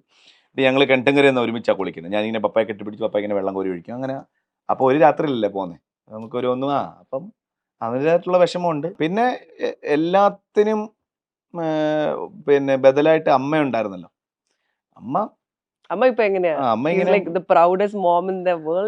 വർക്ക് ചെയ്യുന്നുണ്ട് ഇപ്പൊ. അമ്മയ്ക്ക് ഭയങ്കര ആഗ്രഹം വർക്ക് ചെയ്യണമെന്ന്. അപ്പൊ ഞാൻ പറഞ്ഞു പോ, ഞാൻ പറഞ്ഞ നീ ഇങ്ങനെ ചാനലിലൊക്കെ നിൽക്കുമ്പോൾ ഞാൻ ബാക്കി അതിനിപ്പോ എന്താ അമ്മയ്ക്ക് വർക്ക് ചെയ്യണമെന്നും അമ്മയ്ക്ക് ആ കാര്യം ചെറുതിലെ മുതലേ വീട്ടിന്റെ റെസ്പോൺസിബിലിറ്റീസ് ഏറ്റെടുത്ത ഒരാളാണ് അമ്മ. അപ്പച്ചനെ അമ്മച്ചിയൊക്കെ നോക്കിക്കൊണ്ടിരുന്നതൊക്കെ അമ്മയാണ്. അപ്പോൾ ചെറുതിലെ മുതലേ അങ്ങനെ വർക്ക് ചെയ്ത് വെറുതെ നിൽക്കുമ്പോഴാണ് അമ്മയ്ക്ക് പ്രശ്നം. ഞാൻ പറഞ്ഞു അമ്മ ആയുസ്സും ആരോഗ്യം ഉള്ളപ്പോഴേ വർക്ക് ചെയ്യാൻ പറ്റത്തുള്ളൂ, ആരോടും ചോദിക്കണ്ട. നമുക്ക് അമ്മയ്ക്ക് എന്നോടൊക്കെ പൈസ അയക്കുന്നത് ഭയങ്കര ബുദ്ധിമുട്ടാണ്. അങ്ങനെ ബുദ്ധിമുട്ടാണ്. അപ്പോൾ ഞാൻ പറഞ്ഞു വർക്ക് ചെയ്യും, അമ്മയ്ക്ക് എപ്പോഴാണോ വർക്ക് ചെയ്യേണ്ടെന്ന് തോന്നുന്നത് അപ്പം മാത്രം നിർത്തിയാൽ മതി. അങ്ങനെ അമ്മ വർക്ക് ചെയ്യുന്നുണ്ട്, സന്തോഷം. ഈ ഒരു പ്രിൻസിപ്പിൾ ആയിരിക്കും എനിക്ക് തോന്നുന്നു ഫാമിലി ലൈഫിലും ഇംപ്ലിമെന്റ് ചെയ്തിരിക്കുന്നത് അല്ലേ? എന്നെ ഡിപ്പെൻഡ് ചെയ്യുന്ന ഒരു ഭാര്യ ആയിരിക്കണം എനിക്കുള്ളത്, അല്ലെങ്കിൽ ഞാൻ പറയുന്നത് കേൾക്കുന്ന എന്ന് മൂളുമ്പം എന്തേട്ടാ എന്ന് ചോദിക്കുന്ന കോഫി. അതെ അതെ, അങ്ങനെ ഒരു ഭാര്യ ആയിരിക്കണം. അങ്ങനെയുള്ള ഒരു നിർബന്ധങ്ങളും ഇല്ലാണ്ട് ഇത്ര ജോളി. എനിക്ക് നിർബന്ധങ്ങളേ ഇല്ല. എനിക്ക് അവരവരുടെ കാര്യം അവരവർക്ക് നോക്കാൻ പറ്റുന്നതാണ് എനിക്ക് തോന്നുന്നു ഏറ്റവും വലിയ കാര്യം. നമ്മളൊരാളെ ഡിപ്പെൻഡ് ചെയ്യാൻ പോകാത്തതാണ് നമ്മളെ സംബന്ധിച്ചുള്ള ഏറ്റവും നല്ല കാര്യം എന്ന് വിശ്വസിക്കുന്ന ആളാണ് ഞാൻ. അപ്പോൾ അപർണയ്ക്ക് എവിടെയെങ്കിലും ട്രാവൽ ചെയ്യാൻ പോകണം, അപർണയ്ക്ക് പിന്നെ ഇന്നടുത്ത് ഞാൻ ട്രാവൽ ചെയ്യാൻ പോട്ടെ എന്ന് ചോദിക്കുന്ന പോലെ എനിക്കിഷ്ടമല്ല. നമ്മൾ എന്തിനാ അങ്ങനെ നമ്മൾ നമ്മുടെ സമ്മതം വാങ്ങിച്ച് പോകുന്ന അല്ലല്ലോ. അവരവർക്ക് ഇഷ്ടമുള്ള കാര്യങ്ങൾ ചെയ്യണം. തിരിച്ചു കിട്ടാറുണ്ടോ ഈ ഫ്രീഡം? തിരിച്ചു കിട്ടാറുണ്ടോ? പോട്ടെ എന്ന് ചോദിക്കണ്ട. ഞാൻ ബോയ്സ് ട്രിപ്പ് പോകാറുണ്ട്. അപ്പൊ ഞാൻ പോയി പറയും ഞാൻ ഇങ്ങനെ ഒരു ബോയ്സ് ട്രിപ്പ് പ്ലാൻ ചെയ്താലോ. അതെ, പട്ടായയിലേക്ക് മുരുകക്ഷേത്രത്തിൽ പോയി കാവടിയെടുത്ത് ആണ് ഞാൻ പോയി ഐലൻഡിലേക്ക് പോയാലും കാണിക്കുക. അപ്പൊ യെസ് പോയിട്ട് വാ, അത്രേ ഉള്ളൂ. ഞങ്ങൾക്ക് അറിയാം, ഞങ്ങളെ അങ്ങോട്ടും ഇങ്ങോട്ടും ഞങ്ങൾക്ക് രണ്ടുപേർക്കും അറിയാം. അത് എവിടെയാ അറിയുന്ന ഒരു പോയിന്റ്, എവിടെയാ ഈ ബൗണ്ടറി ലിമിറ്റ് ഒക്കെ വരുന്നത്? അത് നമുക്ക് അങ്ങനെ ഡിഫൈൻ ചെയ്യാൻ പറ്റത്തില്ല എന്നുള്ളതാണ്. ഓരോരുത്തർക്കും ഓരോന്നായിരിക്കും. ഇപ്പൊ ഞങ്ങൾക്കും അങ്ങോട്ടും ഇറ്റ് വേരീസ്. ചില സമയത്ത് എനിക്കറിയാം എന്നെ ഒരു പൊസസീവ് ഭാര്യയെ എനിക്ക് കാണാൻ പറ്റും. ചില സമയത്തല്ല, കൂടുതൽ സമയങ്ങളിലും എൻ്റെ ബെസ്റ്റ് ഫ്രണ്ട് ഫുൾ ജോളി കാണാം. ഫോണൊക്കെ എടുത്ത് നോക്കാൻ പറ്റുവാടാ. ഞാൻ പറഞ്ഞു നോ, പ്രശ്ന. അങ്ങനെയാ. ഈഗോ വരാറുണ്ടോ അങ്ങോട്ടും ഇങ്ങോട്ടും? എനിക്ക് തോന്നുന്നു കോണ്ടന്റ് ക്രിയേറ്റേഴ്സ് ആവുമ്പോ ഈ മാസം അവർക്ക് ഒരു 8 വർക്ക് കൂടുതൽ, എനിക്കോ എന്നെക്കാളും വർക്ക് ചെയ്യുന്ന പറഞ്ഞ ഞാൻ ഇപ്പോഴും പറയും, ഞാനൊരു ഇൻഫ്ലുവൻസർ അല്ല. ഞാൻ പറയും ഞാൻ കോണ്ടന്റ് ക്രിയേറ്ററും അല്ല. ഞാനിങ്ങനെ ചാനലൊക്കെ ആയിട്ട് ഇങ്ങനെ പറയും, പക്ഷെ നീ അത് ചെയ്യുന്നുണ്ട്. ഞാൻ പറഞ്ഞ യെസ് ചെയ്യുന്നുണ്ട്, ഒരു മന്ത്ലി 1-2 വർക്ക് അതിൽ ചെയ്യുന്നില്ലേ. ഞാൻ പറഞ്ഞു, അപ്പം എന്നോട് പറഞ്ഞു അപ്പം ജീവ ഒരു കോണ്ടന്റ് ക്രിയേറ്റർ ആണ്, ഇൻഫ്ലുവൻസർ ആണ്, അപ്പൊ അങ്ങനെയും കൂടെ ഉണ്ട്, ആലോചിക്കണം. ഞാൻ പറഞ്ഞ ഞാനപ്പോൾ ഇടയ്ക്ക് അത് മറന്നു പോകും എന്ന് പറയും. അപ്പം എന്നെക്കാളും കൂടുതൽ വർക്ക് ചെയ്യുന്ന പറഞ്ഞാണ്, എന്നെക്കാളും ഏൺ ചെയ്യുന്നത് പറഞ്ഞാണ്. അതിന്റെ ഈഗോ എന്തിനാ? നമുക്ക് കാശ് ഇല്ലെങ്കിൽ കടം ചോദിക്കും ഞാൻ. അതെ, നാട്ടുകാരോടല്ലോ, ഭാര്യയോടല്ലോ, ഭാര്യയോട് ചോദിക്കാമല്ലോ, തിരിച്ചു തരുവോ? ഞങ്ങളുടെ എനിക്ക് തോന്നുന്നു ഞങ്ങളുടെ ഫാമിലിയിൽ എല്ലാത്തിലും അപർണയും എന്റെയും ഞങ്ങൾ തമ്മിൽ ഈക്വലിയാ. ഇപ്പൊ ഞാൻ റെന്റ് കൊടുത്തു കഴിഞ്ഞാൽ പിന്നെ അപർണ ഗ്രോസറിയുടെ കാര്യം നോക്കും. കാറിന്റെ ക്രെഡിറ്റ് കാർഡ് എനിക്ക് അപർണയുടെ അടുത്തുനിന്ന് ഒരു എമൗണ്ട് വരും. അപ്പൊ ഞങ്ങൾ അങ്ങനെ ക്രെഡിറ്റ് കാർഡ് ഡീൽ ചെയ്യാറുണ്ട്. കാറിന്റെ EMI പോവുകയാണെങ്കിൽ അങ്ങനത്തെ ഡീൽ ചെയ്യാറുണ്ട്. ഞങ്ങള് ചിലപ്പോൾ റെസ്റ്റോറൻറ്റിൽ പോയാൽ ഞങ്ങൾ ഫ്രണ്ട്സ് എല്ലാം ഇരിക്കുകയാണെങ്കിൽ നമ്മൾ വിൽ സ്പ്ലിറ്റ് ദ ബിൽ. അപ്പൊ എനിക്ക് ഇപ്പൊ ഞാനാണ് സ്പെൻഡ് ചെയ്തെങ്കിൽ അപർണ എനിക്ക് കിട്ടുന്നുണ്ട്. ചില സമയത്ത് പറഞ്ഞു ഞാൻ ഇട്ടിരുന്നില്ല. ഞാൻ പറഞ്ഞു ഓക്കെ കുഴപ്പമില്ല, അടുത്ത പ്രാവശ്യം നീ ചിലവാക്കും, ഞാൻ എടുത്തില്ല. അപ്പൊ അങ്ങനെയൊക്കെ ഞങ്ങൾ അങ്ങനെ ചെയ്യാറുണ്ട്. അതങ്ങനെ ആരും പറഞ്ഞിട്ട് ചെയ്യുന്നതല്ല. അപ്പൊ ഞങ്ങൾ ഒരുമിച്ചാ ലൈഫ് കൊണ്ടുപോകുന്നത്. പക്ഷെ എനിക്ക് നിങ്ങളുടെ റിയൽ ലൈഫ് കുറെ കൂടി എക്സ്പോസ്ഡ് ആണ് അല്ലെ? ആൾക്കാർക്ക് അറിയാം. ഇപ്പൊ നമുക്ക് തന്നെ ആ റീൽസ് കാണുന്ന സമയത്ത് ജീവ അത് ചെയ്തു, പവർണ ഇത് ചെയ്തു എന്ന് പ്രഡിക്റ്റബിൾ കൂടി ആകുന്ന രീതിയിലാണ് നിങ്ങളുടെ ആ ഒരു എക്സ്പോഷർ പോകുന്നത്. പക്ഷെ അത് ലൈഫിന് എപ്പോഴെങ്കിലും ബാധിച്ചിട്ടുണ്ടോ? സ്റ്റിൽ നമ്മളൊരു ബൗണ്ടറി വെച്ചിട്ടുണ്ട്. ഇതിനപ്പുറത്തേക്ക് ഇല്ല, ഇതിനപ്പുറത്തേക്ക് വേണ്ട എന്നുള്ളത്. ഇപ്പം ചില ആൾക്കാർ എന്തെങ്കിലും ഒരു കാര്യം കണ്ട് നെഗറ്റീവായിട്ട് കോമെന്റ് ചെയ്യും. പറഞ്ഞ ഡ്രസ്സിങ്ങിനാണെങ്കിലും ചില ഇടയ്ക്ക് കോമെന്റ് ചെയ്യും. അപ്പം നമ്മൾ പറയുന്ന കാര്യമുണ്ട്, നിങ്ങൾ എന്താണോ കാണണമെന്ന് നമ്മൾ ആഗ്രഹിക്കുന്ന അതേ നിങ്ങൾ കണ്ടിട്ടുള്ളൂ. നിങ്ങളൊന്നും കണ്ടുപിടിച്ചിട്ടില്ല. അത് ഡ്രസ്സിങ് എന്താണേലും ഇന്ന ഡ്രസ്സ് കൊള്ളാം, ഈ കൊള്ളാമല്ലോ, സെക്സി ആയിട്ടുണ്ടല്ലോ, ഇതിടാം എന്താ ഇത് ഇടാൻ ഇഷ്ടമുണ്ടോ, ഇട്ടോ. മാൽദീവ്സിൽ പോയി ബിക്കിനി ഇടണം, ഇട്ടോ. മാൽദീവ്സിൽ പിന്നെ സാരി എടുത്ത് നടക്കാൻ പറ്റുമോ? പട്ടവാട ബ്ലൗസ് ഇട്ട് നടക്കാൻ പറ്റും. മാൽദീവ്സിൽ പോയാൽ ബിക്കിനി ഇടാൻ തോന്നിയാൽ ബിക്കിനി ഇടണം. അതായത് ഇതിന് ഓപ്പോസിറ്റ് പറയുന്നവരുണ്ടാവും. പക്ഷെ എനിക്ക് കുഴപ്പമില്ല. അവരവർക്ക് വേണ്ട കാര്യങ്ങൾ ചെയ്യുന്നതല്ലേ അവരവരുടെ സന്തോഷം. എത്ര നാൾ ആൾക്കാരെ റെസ്ട്രിക്ട് ചെയ്യും. റെസ്ട്രിക്ട് ചെയ്യുമ്പോഴാണ് അത് നമ്മൾ കാണാതെ ചെയ്യണമെന്ന് തോന്നുന്നത്. ഇവിടെ തുപ്പരുതെന്ന് പറയുമ്പോൾ മലയാളി നമുക്ക് തുപ്പാൻ ഒരു ആഗ്രഹമുണ്ട്. ഇവിടെ പാർക്ക് ചെയ്തത് നമ്മൾ പാർക്ക് ചെയ്തിട്ടുണ്ട്. നമുക്ക് ചെയ്യേണ്ട എന്ന് പറയുന്ന കാര്യങ്ങൾ ചെയ്യാൻ ഭയങ്കര ഇഷ്ടമാണ്. അതെ. പക്ഷെ ഈ പുറത്തുള്ള ആൾക്കാരെക്കാളും ഫാമിലിയുടെ ഉള്ളിൽ തന്നെ സ്പെഷ്യലി കപ്പിളായിട്ട് ജീവിക്കുന്ന സമയത്ത് ഒരുപാട് അഭിപ്രായങ്ങൾ വരാറുണ്ട്. ഇങ്ങനെ നടത്തണോ? ഇങ്ങനെ നടത്തിയാൽ പിന്നെ ശരിയാവോ? ഒരു എന്തോ ഒരു കുറ്റിക്കാൽ, ഒരു കോഴിക്കാല്, ആ അങ്ങനെയുള്ള കുറേ ഓ കാര്യങ്ങൾ കൊണ്ട് നിറയ്ക്കും. അതിനെയൊക്കെ നിങ്ങൾ എങ്ങനെ ടാക്കിൾ ചെയ്യുന്നത്? എൻ്റെ അമ്മ ഡീൽ ചെയ്തോളൂ. ഇപ്പൊ പിന്നെ അപർണയുടെ മമ്മീൻ്റെ ഡാഡിയും അവർക്ക് പിള്ളേർക്ക് വേണ്ടപ്പോ മതിയെന്നേ.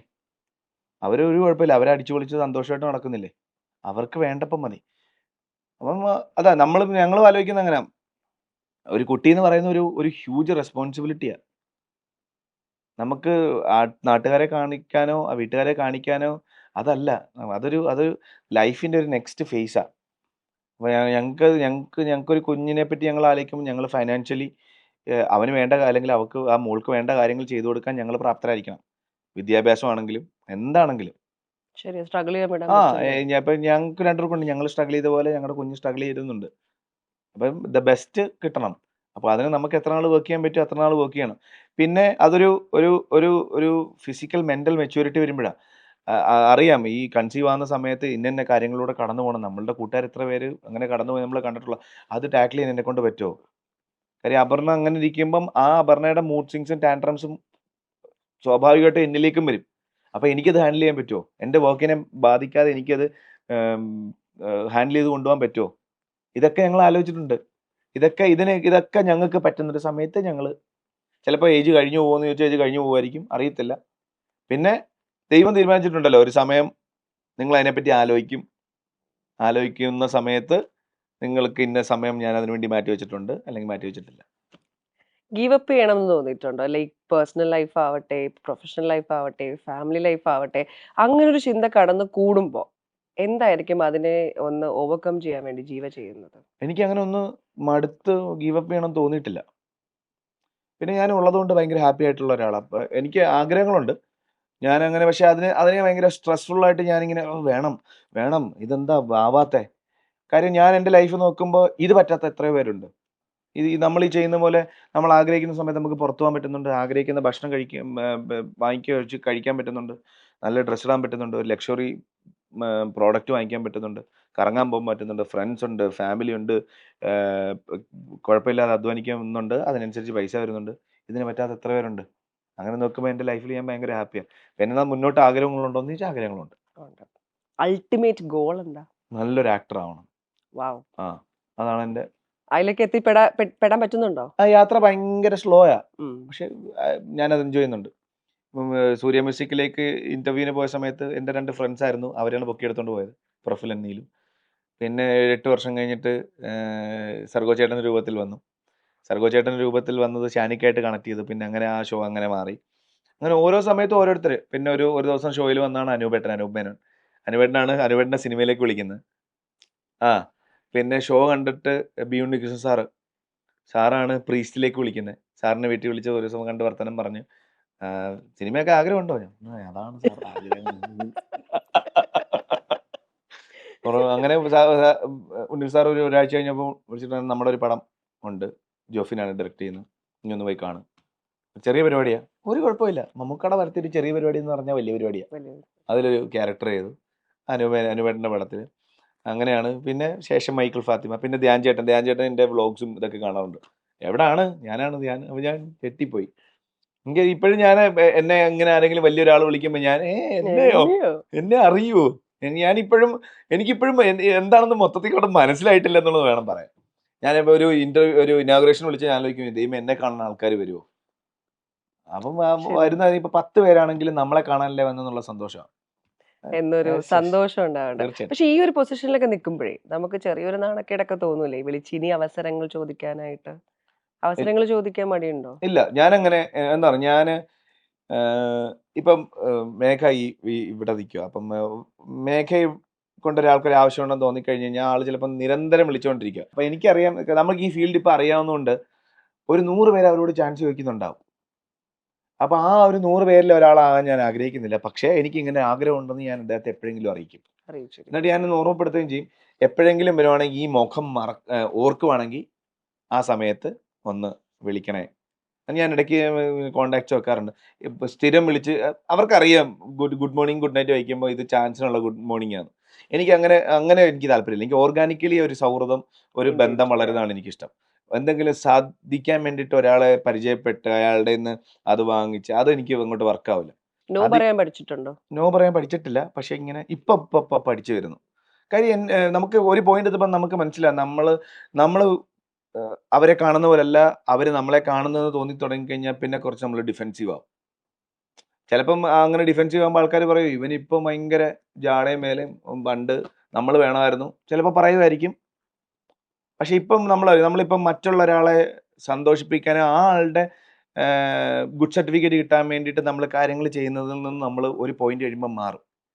അപ്പൊ അങ്ങനെ നഷ്ടപ്പെട്ടിട്ടുണ്ടോ എന്തെങ്കിലും സൗഹൃദങ്ങളോ ബന്ധങ്ങളോ ഓ ഒക്കെ? പിന്നെ എന്തോരം ഇങ്ങനെ എല്ലാ ഡേയും നമുക്ക് ഓരോ ലെസൺ ആണല്ലോ ലൈഫ്. അങ്ങനെ നല്ല നല്ല സൗഹൃദങ്ങൾ പോയിട്ടുണ്ട്. അറിയത്തില്ല എന്താ പോയിട്ടുള്ളതെന്ന്. ചിലപ്പോൾ എൻ്റെ തെറ്റാവും. ഞാനത് ആലോചിക്കുന്നത് ചിലപ്പോൾ എൻ്റെ തെറ്റായിരിക്കും. അങ്ങനെയാണെ പോട്ടെ. അപ്പം അവർക്ക് നമ്മളോട് നിൽക്കാൻ ബുദ്ധിമുട്ടുണ്ട് എന്ന് തോന്നുമ്പോഴായിരിക്കുമല്ലോ ഒരാൾ നമ്മളിൽ നിന്ന് അകലുന്നത്. അപ്പം ആളുടെ ആ തീരുമാനത്തെ റെസ്പെക്ട് ചെയ്യുക. ആള് പോട്ടെ. എന്നുള്ളൊരു കോളാണ്. ആ കാരണം എനിക്ക് തോന്നുന്നു ഇപ്പൊ ജിയോ കുറച്ചു മുമ്പ് പറഞ്ഞു. എന്ന് വെച്ചാൽ ഈ വന്നു ചേരുന്നതും നിന്ന് പോകുന്നതും തമ്മിൽ ഒരുപാട് ഡിഫറൻസ് ഉണ്ട്. നേരത്തെ എന്നോട് പറഞ്ഞു ഡ്രസ്സ് കടം വാങ്ങിയിടേണ്ട അവസ്ഥ വരെ എനിക്ക് ലൈഫിൽ ഉണ്ടായിട്ടുണ്ട്. പക്ഷെ ഇന്ന് എനിക്ക് ഒരുപക്ഷെ വാർഡ്രോബിലുള്ള ഡ്രസ്സുകളുടെ കണക്ക് പോലും ജീവയ്ക്ക് അറിയാൻ പറ്റാത്തൊരു സിറ്റുവേഷനിലാണ് ജീവ നിൽക്കുന്നത്. ആ സമയം തൊട്ട് ഈ ഒരു മൊമെന്റ് വരെയും നിന്ന് പോയിട്ടുള്ള സൗഹൃദങ്ങൾ എന്ന് വെച്ചാൽ കൂടെ തന്നെ എടാ നിനക്ക് അതില്ലെങ്കിൽ ഞാൻ തരാം എന്ന് പറഞ്ഞു. ഇപ്പൊ നിനക്ക് അത് ഉണ്ടല്ലോ എന്ന് കണ്ട് സന്തോഷിക്കുന്നതും ഈ വന്നു ചേർന്നപ്പം ഇതുപോലെ തന്നെ ഒട്ടി ഒട്ടി ഒട്ടി വരുന്ന ഫ്രണ്ട്സുകൾ ഉണ്ടല്ലോ. നമുക്ക് ആ സിറ്റുവേഷൻ കണ്ട് അല്ലെങ്കിൽ അവരിപ്പോ ഒരു ഫെയിമിൽ എനിക്ക് നിൽക്കുകയാണ്. സ്കൂൾ മുതലുള്ള സുഹൃത്തുക്കളുണ്ട്. വിരലിലെണ്ണാവുന്ന സുഹൃത്തുക്കൾ വളരെ ക്ലോസ് ആയിട്ടുള്ളവരുള്ളൂ. എന്നാൽ ഇഷ്ടം പോലെ ഫ്രണ്ട്സും ഉണ്ട്. ഇഷ്ടം പോലെ. ഞാൻ പെട്ടെന്ന് വൈബ് കണക്ട് ആകുന്ന ആളാണ്. പെട്ടെന്ന് എനിക്ക് കണ്ടു കഴിഞ്ഞാൽ ഹലോ പെട്ടെന്ന് ഞങ്ങൾ ചിലപ്പോൾ ചറപറാന്ന് അടുപ്പിച്ചടുപ്പിച്ച ദിവസങ്ങളിൽ കണ്ടിരിക്കും. സൗഹൃദങ്ങൾ ഒരിക്കലും നമ്മൾ അന്വേഷിച്ച് കണ്ടുപിടിക്കുന്നതല്ലല്ലോ. അത് നമ്മളിലേക്ക് വരുന്നതല്ലേ. അപ്പോൾ അത് നിൽക്കേണ്ടതാണെങ്കിൽ നമ്മളോടൊപ്പം നിൽക്കേണ്ടതാണെങ്കിൽ അത് നിൽക്കും. പിന്നെ എൻ്റെ മോശം അവസ്ഥ വന്നപ്പോഴൊക്കെ എൻ്റെ കൂടെ നിന്ന കൂട്ടുകാരൊക്കെ ഇപ്പോഴും ഉണ്ട്. ആ നമ്മുടെ മോശം സമയത്ത് നമ്മുടെ ഉള്ളവർ ജീവിതകാലം മുഴുവൻ നമ്മുടെ കൂടെ കാണുമെന്ന് പറയത്തില്ല. എനിക്ക് എങ്ങനെ കുറച്ച് കോർ ഫാമിലി ഉണ്ട് എനിക്ക്. അവർ നാളെ എനിക്ക് എന്ത് വന്നെന്ന് പറഞ്ഞാലും അവർ എൻ്റെ കൂടെ ഉണ്ടാവും. ഞാൻ തെറ്റ് ചെയ്യുമ്പോൾ എന്നെ അവർ സപ്പോർട്ട് ചെയ്യത്തില്ല. പക്ഷേ ചെയ്യാൻ പാടില്ലായിരുന്നു പറഞ്ഞിട്ട് കാര്യമില്ല, ചെയ്തു പോയി. എങ്ങനെയും ഇതിൽ നിന്ന് ഊരാം. തെറ്റാണെങ്കിൽ അവർ മുഖത്ത് നോക്കി തെറ്റാണെന്ന് തന്നെ പറയും. പിന്നെ എൻ്റെ തമാശകൾ എൻജോയ് ചെയ്യും. ഞങ്ങളുടെ പിന്നെ ക്ലോസ് സർക്കിൾ കമ്പനികൾ ഞങ്ങൾ അങ്ങനെ അതാണ് എൻ്റെ വളരെ ചെറുതാണ് എൻ്റെ ഒരു എന്നാൽ എല്ലാവരുമായിട്ടും അതാണ്. പക്ഷെ നമ്മളെ കാണുമ്പോൾ നമ്മൾ വിചാരിക്കും നമ്മുടെ ചുറ്റും ഒരു ഒരു ഗ്യാങ് നമ്മളിങ്ങനെ വന്ന് നിൽക്കുമ്പോഴത്തേക്കും നമ്മളെ കവർ ചെയ്യാൻ ഒരു വലിയൊരു ഗ്യാങ് ഉണ്ടാവും. എനിക്ക് അങ്ങനെ ഉണ്ട്. ഉണ്ട് അങ്ങനെ ഉണ്ട്. പക്ഷെ അതിൽ ശരിക്കും എന്റെ ആൾക്കാർ എന്ന് പറയുന്നത് വളരെ കുറച്ചായിരിക്കും. അത് പക്ഷെ എൻ്റെ ആൾക്കാരാണെന്ന് എനിക്ക് പറയാൻ പറ്റും കേട്ടോ. എപ്പോഴും പറയാൻ പറ്റും. എനിക്ക് അതായത് ഓരോ ദിവസവും അവൻ രക്ഷപ്പെടണം, വളരണം എന്ന് ആഗ്രഹിക്കുന്ന ആൾക്കാരാണ്. ഞാനത് ഇങ്ങനെ വലിയ ഒന്ന് സെറ്റായിട്ട് വേണം നിന്നെയൊക്കെ കൊണ്ട് എവിടെയെങ്കിലുമൊക്കെ എൻ്റെ ചെലവിലൊന്ന് കൊണ്ടുപോകാൻ. അതുകൊണ്ട് പ്രാർത്ഥിക്ക്. പക്ഷെ ഒരു കോണ്ടന്റ് ക്രിയേറ്റർ ആകുമ്പോൾ ഞാൻ കുറച്ച് നേരം കോംപ്രമൈസ് ചെയ്യേണ്ട ഏരിയാസ് പക്ഷെ മണി മോട്ടീവ് ആവുന്ന ടൈമില് ശരിയാണ്. കയ്യിൽ കാശ് കുറഞ്ഞു തുടങ്ങുന്ന സമയത്ത് അക്കൗണ്ടിലെ ബാലൻസുകൾ ഇങ്ങനെ 50-ൽ നിന്ന് 25-ലേക്കും 10-ലേക്കൊക്കെ പോകുന്ന സമയത്ത് നമുക്ക് കാശ് വേണം തോന്നുമ്പോൾ നമ്മൾ കുറച്ചുകൂടി മണി മോട്ടീവ് ആവുന്നുണ്ട്. ആ സമയത്ത് വാരിക്കൂരി കണ്ടന്റുകൾ എന്ന് വെച്ചാൽ ആ ബ്രാൻഡ് ഈ ബ്രാൻഡ് ഇതൊക്കെ നിങ്ങൾ യൂസ് ചെയ്ത് നോക്കിയും നിങ്ങൾ എക്സ്പീരിയൻസ് ചെയ്തിട്ട് തന്നെയാണ് പ്രേക്ഷകരുടെ മുന്നിലേക്ക് എത്തിക്കുന്നത്. കോണ്ടന്റ് ക്രിയേഷൻ അപർണയാണ് കൂടുതൽ ചെയ്യാറുള്ളത്. അപ്പോൾ സ്കിൻ കെയർ ആണ് ചെയ്യാറുള്ളത്. ഞാൻ ഇതുവരെ കണ്ടിട്ടില്ല ഒരു ബ്രാൻഡും യൂസ് ചെയ്യാതെ പ്രൊമോട്ട് ചെയ്യുന്നത് ഞാൻ കണ്ടിട്ടില്ല. എല്ലാ ബ്രാൻഡും യൂസ് ചെയ്ത് നോക്കി കൃത്യമായിട്ട് കാര്യം അത് ആൾക്ക് ഇഷ്ടമുള്ള കാര്യമാണ്. അപ്പം അത് ആൾക്കാരിലേക്ക് പറയുമ്പം അത് ഒരു നല്ല പിന്നെ ഞങ്ങൾ തന്നെ ഒരു ദിവസം ഇങ്ങനെ സംസാരിച്ചുകൊണ്ടിരുന്ന എന്ന കാര്യം അത് കുറേ പേരോടൊക്കെ എനിക്ക് പറയാൻ പറ്റിയിട്ടുണ്ട്, കുറേ പേരോട് പറയാൻ പറ്റിയിട്ടില്ല. ഈ നമ്മൾ ഒരാളുടെ കോണ്ടന്റ് കണ്ടിട്ടായിരിക്കില്ല നമ്മളൊരു സാധനം വാങ്ങിയത്. ഇപ്പം ഫോർ എക്സാമ്പിൾ ഒരു മോയ്സ്ചറൈസർ. അപ്പോൾ പിന്നെ ഇൻഫ്ലുവൻസർ പറയും ഇന്ന സാധനം നല്ലതെന്ന് പറയും. അത് ആളുടെ സ്കിന്നിനാണ്. ആളുടെ സ്കിന്ന് പോലുള്ളവർക്ക് ഇപ്പം ചില ആൾക്കാർ പറഞ്ഞു കണ്ടിട്ടുണ്ട് ഇതിട്ടിട്ട് എനിക്ക് മുഖക്കുരു വന്നു. ചിലപ്പോൾ അത് ഇടാൻ പറ്റുന്നൊരു സ്കിന്നായിരിക്കത്തില്ല നമ്മുടെ. എല്ലാ പ്രോഡക്റ്റും എല്ലാവർക്കും ഉള്ളതല്ല. അത്ര ശ്രദ്ധിക്കാറുണ്ടോ? യെസ് അപർണ ഇതൊക്കെ ഞാൻ അപർണയുടെ നിന്നാണ് പഠിച്ചത്. അപ്പം ഞാൻ കണ്ടിട്ടുണ്ട് രാത്രി ഇരുന്ന് എത്ര ലേറ്റ് ആയിട്ട് വന്നാലും സ്കിൻ കെയർ നൈറ്റ് കെയർ ഒക്കെ ചെയ്തിട്ട് ലിപ് ഗ്ലോ ഒക്കെ ചെയ്തിട്ട് നോ ദൂരെ പോ സാത്താൻ, ഇത്രയും നൈറ്റ് കെയർ ചെയ്തിട്ടിരിക്കുക അപ്പഴാ വരുന്നത്. പക്ഷെ ജീവ അതിലൊന്നും ശ്രദ്ധിക്കാറില്ല. ഞാനിപ്പോ കുറച്ച് സൺസ്ക്രീനും ഇടും, മോയ്സ്ചറൈസർ ഇടും, അത്രേ ഉള്ളൂ. പിന്നെ ഹെയർ സിറം ഇടും, പിന്നെ വാക്സ് ഇടും, അത്രേ ഉള്ളൂ. ശരി, ട്രീറ്റ്മെന്റിന് പോണം, റിങ്കിൾസ് വന്നു, പിമ്പിൾസ് അങ്ങനെയൊന്നുമില്ല. പക്ഷെ ഞാൻ എനിക്ക് ഒരു പിന്നെ ഡെർമറ്റോളജി ക്ലിനിക്കിന്റെ ഒരു എസ്തെറ്റിക് ക്ലിനിക്കിന്റെ ഇതിന് വേണ്ടിയിട്ട് ഞാൻ പോയി ഹൈഡ്രാ ഫേഷ്യൽ ചെയ്തു. കൊള്ളാം. അപ്പൊ എന്നോട് പറഞ്ഞു പിന്നെ എന്തൊക്കെയാണ് സ്കിൻ കെയർ റൂട്ടീൻ? ഒന്നുമില്ല. ഒന്നുമില്ലേ? ഞാൻ പറഞ്ഞില്ല, ഒന്നുമില്ല. എത്ര വയസ്സായി? ഞാൻ പറഞ്ഞു 34. ഇങ്ങനെ എത്തിയിട്ട് ഇങ്ങനെ ഇറങ്ങിക്കൊണ്ടിരിക്കുന്ന സമയാ. ഞാൻ പറഞ്ഞു, അത് നമ്മളിങ്ങനെ ഓർമ്മിപ്പിക്കണം. അല്ല, ഇപ്പൊ സ്കിന്ന് ഹെൽത്തി ആയിട്ടിരിക്കുക. അത് പ്രായമാകുമ്പോൾ അതിങ്ങനെ ഏജ് ആവും. അപ്പൊ നമ്മൾ കൂട്ടാൻ വേണ്ടി ഒന്നും ചെയ്യണ്ട, ഉള്ളത് നന്നാക്കി വെക്കാൻ. അപ്പം ഞാൻ ഉള്ളത് നന്നാക്കി വെക്കാൻ മോയ്സ്ചറൈസർ, പിന്നെ ഫേസ് വാഷ് ചെയ്യുക. ഫേസ് വാഷ് ചെയ്യാൻ വർഷങ്ങളായിട്ട് ഉപയോഗിക്കുന്നുണ്ട് കേട്ടോ. ഫേസ് വാഷ് ചെയ്യുക, മോയ്സ്ചറൈസർ ഇടുക, സൺസ്ക്രീൻ ഇടുക, അത്രേ ഉള്ളൂ. പിന്നെ ഇടയ്ക്ക് ഇതേപോലെ പിന്നെ ഹൈഡ്രാ ഫേഷ്യലൊക്കെ ഞാൻ പ്രൊമോഷൻ അല്ലാതെ പക്ഷെ നല്ലതെന്ന് പറയാം. അപ്പം ഞാൻ ബ്ലാക്ക് ഹെഡ്സ് ഒക്കെ പോകുമ്പോൾ അത് നല്ലതെന്ന് തോന്നിയപ്പോൾ ഞാൻ ചെയ്യാറുണ്ട്. പിന്നെ എനിക്ക് തോന്നുന്നു അപ്പോഴാന്ന് തോന്നി ഞാൻ ഗ്ലൂട്ടയുടെ പിന്നെ ഇഞ്ചക്ഷൻ എടുത്തു. അപ്പൊ കുറെ പേർക്ക് അത് ചെയ്യുക, ഗ്ലൂട്ടത്തയാണ്. കുറെ പേർക്ക് അത് പുറത്ത് കാണിക്കാൻ താല്പര്യമില്ല. പക്ഷെ ഞാനത് ചെയ്തപ്പോൾ ആൾക്കാരോട് പറയുന്നതുകൊണ്ട് പ്രശ്നമില്ലല്ലോ. ചെയ്തു, ഞാനത് ചെയ്തു. അപ്പൊ എല്ലാവരും വിചാരിച്ചത് കളർ കൂടാൻ ചെയ്യുന്നതാണ്. അത് കളർ കൂടാൻ ചെയ്യുന്നില്ല. ഗ്ലൂട്ട ഓൾറെഡി നമ്മുടെ ശരീരം പ്രൊഡ്യൂസ് ചെയ്യുന്നുണ്ട്. അതിനൊരുപാട് ഗുണങ്ങളുണ്ട്. കളർ ഉണ്ടാകുന്ന അങ്ങനെ പെട്ടെന്നൊരു സുപ്രഭാതത്തിലൊന്നും നമുക്ക് കളറൊന്നും വെക്കത്തില്ല. നമ്മുടെ സ്കിന്നിന്റെ ക്വാളിറ്റി മാറത്തേ ഉള്ളൂ. നമുക്ക് എല്ലാവരും പണ്ട് പറയത്തില്ലേ വെള്ളം കുടിച്ചാൽ കളർ വെക്കുമെന്ന്. വെള്ളം കുടിക്കും എങ്ങനെ എനിക്ക് ഡോക്ടർ പറഞ്ഞതെന്ന് അറിയട്ടെ, എന്താ പിമ്പിൾസ് വരുന്നത്? നമ്മള് വൃത്തിയായിട്ട് സൂക്ഷിക്കാത്തത് കൊണ്ട്. നമ്മുടെ ശരീരത്തിലെ ടോക്സിക് വേസ്റ്റ് പോകാത്തപ്പോ ശരീരം കണ്ടുപിടിക്കുന്ന മാർഗ്ഗമാണ്. നമ്മുടെ ടോക്സിക് വേസ്റ്റ് നമ്മൾ യൂറിനേറ്റ് ചെയ്യും, അല്ലെങ്കിൽ പിന്നെ സ്വെറ്റ് ചെയ്യും, അല്ലെങ്കിൽ നമ്മൾ ബാത്റൂമിലൊക്കെ പോകുമ്പോൾ അത് ആ പ്രോസസ്സ് കറക്റ്റായിട്ട് നടക്കാൻ പറ്റുമ്പോൾ നമ്മുടെ ശരീരം കണ്ടുപിടിക്കുന്നതാണ്. ആ ടോക്സിക് വേസ്റ്റ് പോകുന്നതിൽ ഒന്നാണ് ബ്രേക്ക്ഔട്ട്സ് വരിക എന്നുള്ളത്. അപ്പൊ നമ്മൾ വെള്ളം കുടിക്കുമ്പോൾ നമ്മൾ നന്നായിട്ട് യൂറിനേറ്റ് ചെയ്യും, നമ്മുടെ ബ്ലഡ് സർക്കുലേഷൻ കൂടും. അപ്പം സ്വാഭാവികമായിട്ടും നമ്മുടെ ബ്ലഡ് സർക്കുലേഷൻ ഒക്കെ കൂടുമ്പോൾ അത് നമ്മുടെ സ്കിന്നിൽ റിഫ്ലക്ട് ചെയ്യും. ആണല്ലേ? നമ്മളൊക്കെ പറയുന്നത് പണ്ട് കാര്യമായിട്ട് ആരോ സ്നേഹിക്കുമ്പോഴാണ് വലത്തെ സൈഡിൽ പിമ്പിൾ വന്നു, ഇടത്തെ സൈഡിലും. അങ്ങനൊന്നും അല്ല. വെളുത്ത മാത്രമല്ലല്ലോ സൗന്ദര്യം വരുന്നത്. നല്ല ക്വാളിറ്റി ആയിട്ടുള്ള നല്ല സ്കിൻ ഉണ്ടെങ്കിൽ തന്നെ.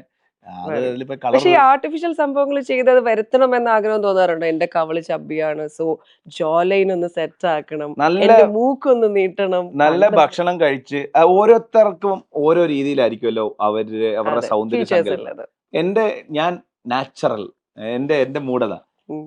ഭക്ഷണം ഒന്ന് കുറച്ച് വർക്കൗട്ട് ഒക്കെ ചെയ്താൽ ചിലപ്പോ ഒന്ന് വന്നാലായി. പക്ഷെ പെട്ടെന്ന് ഒരു ജോലയും വരുമ്പോൾ ആൾക്കാർക്ക് ഇവന് ഇത് ഇല്ലായിരുന്നല്ലോ. ചിലപ്പോൾ നാളെ എനിക്ക് തോന്നുന്നു ജോലയും വന്നു കഴിഞ്ഞാൽ കുറച്ചുകൂടെ ക്യാരക്ടേഴ്സ് കിട്ടുമെന്ന് പറഞ്ഞാൽ ഞാൻ ചിലപ്പോൾ നാളെ പോയി ജോലയും ചെയ്യും കേട്ടോ. മാറുന്നതനുസരിച്ചാ. ചിലപ്പോൾ നാളെ പിന്നെ മൂക്കൊന്നും രസമാക്കി ചെയ്യണം എന്ന് തോന്നിക്കഴിഞ്ഞാൽ ചിലപ്പോൾ പോയി ചെയ്യും. നീ അന്ന് പറഞ്ഞില്ലേ അന്ന് എനിക്ക് ചെയ്യാൻ തോന്നിയില്ല, ഇപ്പൊ എനിക്ക് ഒന്നും ചെയ്യാൻ തോന്നുന്നില്ല.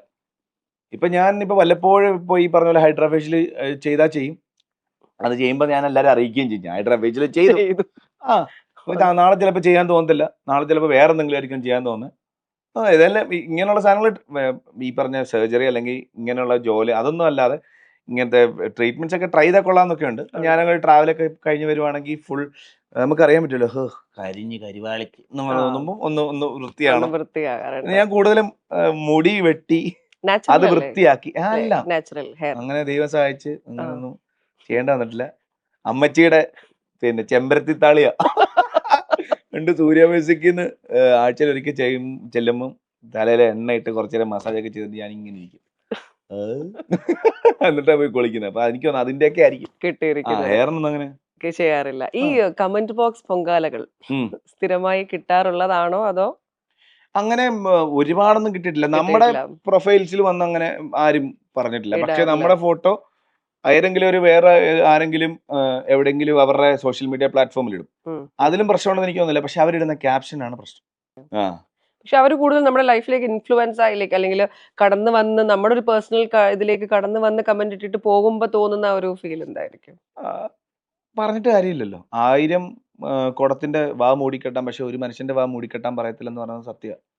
അത് അവർക്ക് അത് തോന്നാത്തോളം കാലം നമുക്കൊന്നും പറയാൻ പറ്റത്തില്ല. എത്ര തോട്ട് പ്രോസസ്സ് കഴിഞ്ഞാൽ ഒരുത്തൻ നെഗറ്റീവ് കമന്റ് ചെയ്യുന്നത്.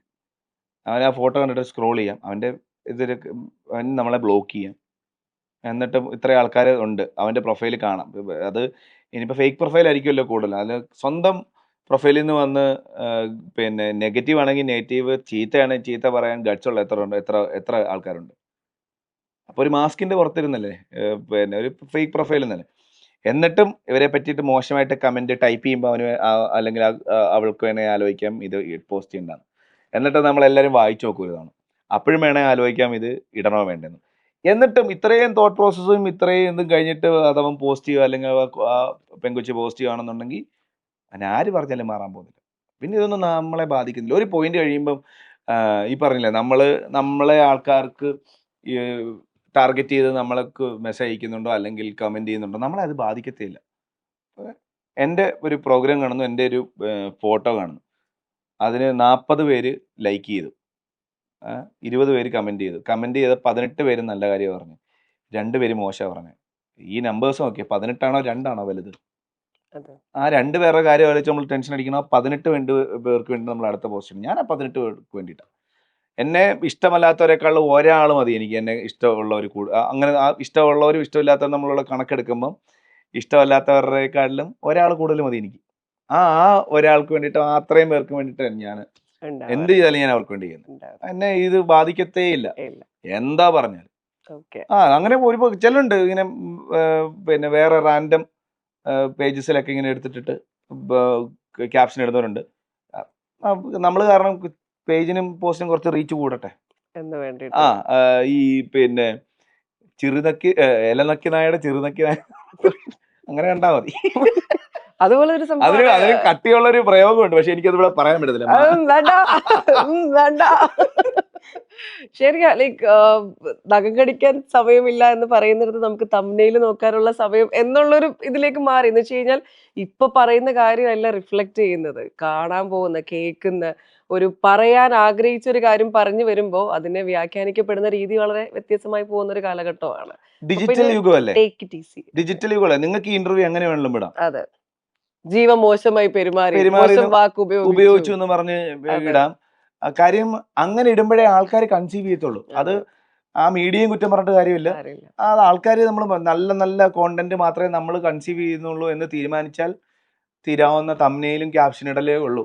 പക്ഷെ നമ്മൾ അങ്ങനെ തീരുമാനിക്കില്ല. നല്ലൊരു പോസ്റ്റിന് താഴെ ഒരു എൻഗേജ്മെന്റും ഇല്ല, ഒരു കമന്റും ഇല്ല, ഒന്നുമില്ല. പക്ഷെ ഒരു ഇന്നത് ചെയ്തത് കണ്ടോ, ഇവര് ചെയ്തത് കണ്ടാൽ നിങ്ങൾ ഞെട്ടും, അതിന് താഴെ എൻഗേജ്മെന്റ്സ് ഉണ്ട്. ഞങ്ങൾ ഞെട്ടിയില്ലല്ലോടാ. അപ്പൊ ഞെട്ടാൻ വന്നായിരുന്ന ആള്. അപ്പൊ അങ്ങനെ ആ നെഗറ്റീവ് കോണ്ടന്റ് കൺസീവ് ചെയ്യുന്നത് നിർത്തി കഴിഞ്ഞാൽ തീരും. പക്ഷെ നമ്മള് മനുഷ്യരല്ലേ, നമുക്ക് കുറച്ച് എരിവ്, കുറച്ച് പുളി. ഞാൻ ഈ പറയുന്ന ഞാനും അത്ര പെർഫെക്റ്റ് ഒന്നുമല്ല. നമ്മളും അതെന്താണ് ആ സംഭവിച്ചത് എല്ലാവരുടെയും ഉള്ളിലുണ്ടല്ലോ. അത് സോഷ്യൽ മീഡിയയിൽ ഇപ്പൊ പണ്ടത്തെ പോലല്ല, വേഗം റിഫ്ലക്ട് ചെയ്യും. ആൾക്കാർക്ക് എന്താണ് ആൾക്കാർ ഇപ്പൊ കൺസീവ് ചെയ്തോണ്ടിരിക്കുന്ന കോണ്ടന്റ് എന്നുള്ളത് ഇപ്പൊ നമുക്ക് ആലോചിച്ചാൽ കിട്ടും. It's all about data. അതുകൊണ്ടാണ് ഡാറ്റയ്ക്ക് ഇത്ര വില. ഡാറ്റ നോക്കിയാൽ നമ്മൾ ഞെട്ടും. നമ്മൾ എന്താണ് കൺസീവ് ചെയ്തോണ്ടിരിക്കുന്നത് നോക്കി കഴിഞ്ഞാൽ സെർച്ച് ഹിസ്റ്ററി നോക്കിയാൽ നമ്മൾ ചിലപ്പോൾ ഞെട്ടുമായിരിക്കും. ഒരുപാട് ശരിക്കും പറഞ്ഞാൽ ജീവയായിട്ട് സംസാരിച്ചിരുന്ന സമയം പോകുന്നത് അറിയില്ല എന്ന് പറയുന്നത് വലിയൊരു ഫാക്ടർ തന്നെയാണ്. ഞാൻ ഇങ്ങനെ സംസാരിച്ചോണ്ടിരിക്കും അല്ലെ, നോൺ സ്റ്റോപ്പ് ആണ്. പക്ഷെ ശരിയാണ്, പറയുന്ന കാര്യങ്ങൾ കേട്ടിരിക്കാനും പറയുന്ന കാര്യങ്ങളിൽ അത്രയും ഡെപ്ത് ഉണ്ട്.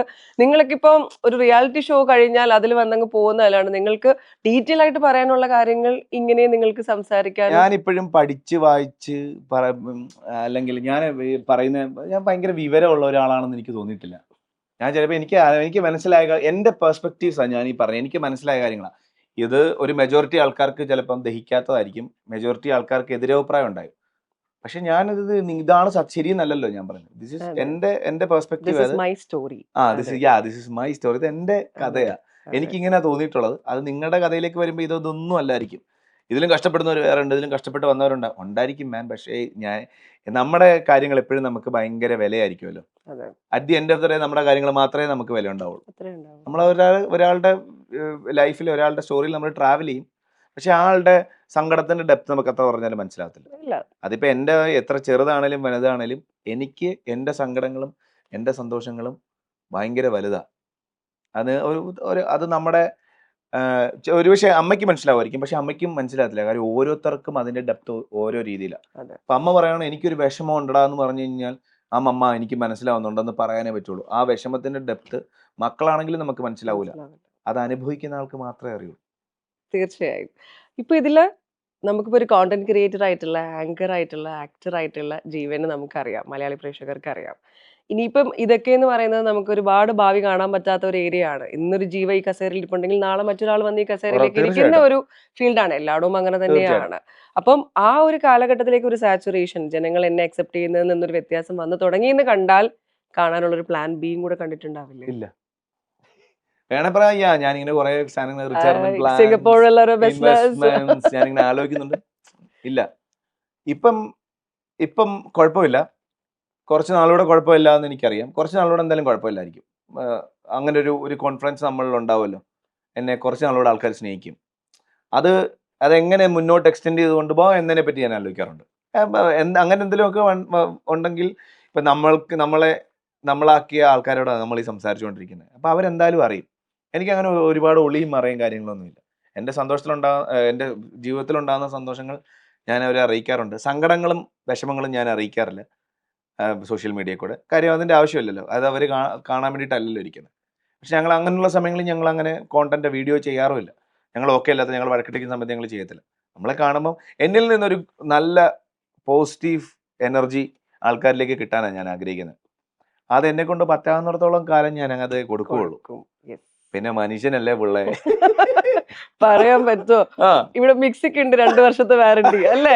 അതെ, നമുക്കെവിടെ? അതെ, നമുക്ക് ഇപ്പൊ നടക്കുന്നതല്ല, പിന്നെ നടക്കുന്നതല്ല, ഇപ്പോഴുള്ള നമ്മുടെ തോന്നലല്ല പിന്നുള്ളത്. അവ അങ്ങോട്ടും ഇങ്ങോട്ടും മാറിക്കൊണ്ടിരിക്കും. പക്ഷെ പറ്റാവുന്നിടത്തോളം സമയം, ആകാവുന്നിടത്തോളം കാലം നമ്മളിൽ നിന്ന് നല്ലൊരു എനർജി അല്ലെങ്കിൽ നല്ല കാര്യങ്ങൾ മാത്രം ആൾക്കാരിലേക്ക് എത്തണം എന്ന് ആഗ്രഹിക്കുന്നു. അതുകൊണ്ടാണ് ഞാൻ കുറെ കാര്യങ്ങൾ സോഷ്യൽ മീഡിയ കാണിക്കാത്തത്. ചെറിയൊരു ഗ്ലിംസ് മാത്രം കാണിക്കുന്നു. ഞാൻ അത്ര നല്ല കുട്ടിയല്ലെന്നും ഞാൻ അറിയിച്ചിട്ടുണ്ട്. നല്ല കുട്ടിയായിട്ടിരിക്കാനൊന്നും പറ്റത്തില്ല. പക്ഷെ നമ്മൾ അത്ര ഉപദ്രവകാരിയല്ല.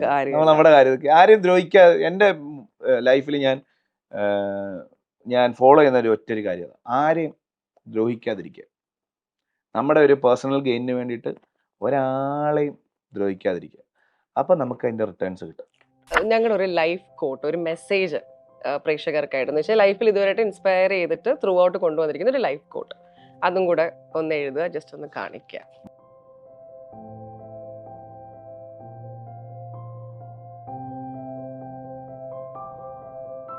ഞാൻ ബ്രാക്കറ്റിൽ എഴുതിയേക്കുന്ന ആദ്യം വായിക്കാം. ഇത് ആരാ പറഞ്ഞതെന്ന് എനിക്ക് അറിയത്തില്ല, പക്ഷേ എവിടുന്നോ ഞാൻ കേട്ടതാ, അത് എവിടുന്നോ വായിച്ചാണെന്ന് എനിക്കറിയത്തില്ല.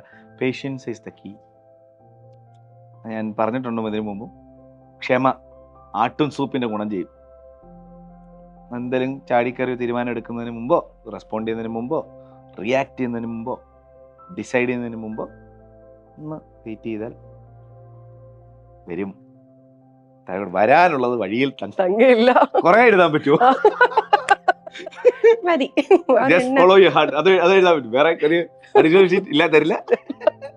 ഇതുപോലെ നല്ല സന്തോഷമായിട്ട് എല്ലാരെയും സന്തോഷിപ്പിച്ച് എല്ലാവരുടെയും സ്നേഹമൊക്കെ പിടിച്ചു പറ്റി ഇനിയും ഒരുപാട് വർഷം പ്രേക്ഷകരെ എന്റർടൈൻ ചെയ്യാനും നല്ലൊരു നടനായിട്ട് എല്ലാവരുടെയും മുന്നിലേക്ക് എത്താനും ജീവയ്ക്ക് സാധിക്കട്ടെ എന്ന് വിഷ് ചെയ്തുകൊണ്ട് നമുക്ക് ഈ ഒരു ഇന്റർവ്യൂ വൈൻഡപ്പ് ചെയ്യാം. സോ ഇന്ന് Bhima presents this is my story powered by Marmam. നമ്മളോട് ഉണ്ടായിരുന്നത് ജീവയാണ്. Thank you so much Jeeva. This is my സ്റ്റോറിയിൽ ദ റിയൽ സ്റ്റോറി ഞങ്ങളുടെ മുന്നിലേക്ക് കാഴ്ചവെച്ചു. Thank you Megha. കുറച്ച് had a very good time. നല്ല രസമുണ്ടായിരുന്നു. കുറെ മനസ്സ് തുറന്ന് സംസാരിക്കാൻ പറ്റി. ഇനി ഇങ്ങനെ ഒരുപാട് പേരുടെ മനസ്സ് തുറന്നുള്ള സംസാരം കേൾക്കാനുള്ള ഭാഗ്യം ഉണ്ടാവട്ടെ. ലൈഫിൽ കുറേ കാര്യങ്ങൾ ആഗ്രഹിക്കുന്നുണ്ടാവും, അതൊക്കെ നടക്കട്ടെ. ലൈഫിൽ നല്ലത് മാത്രം വരട്ടെ. ഉണ്ടാകുന്ന ചെറിയ ചെറിയ വിഷമങ്ങൾ ലൈഫിന്റെ വിഷമങ്ങളാണ്, അതിന്റെ വഴിക്ക് പൊക്കോളും. Thank you so much.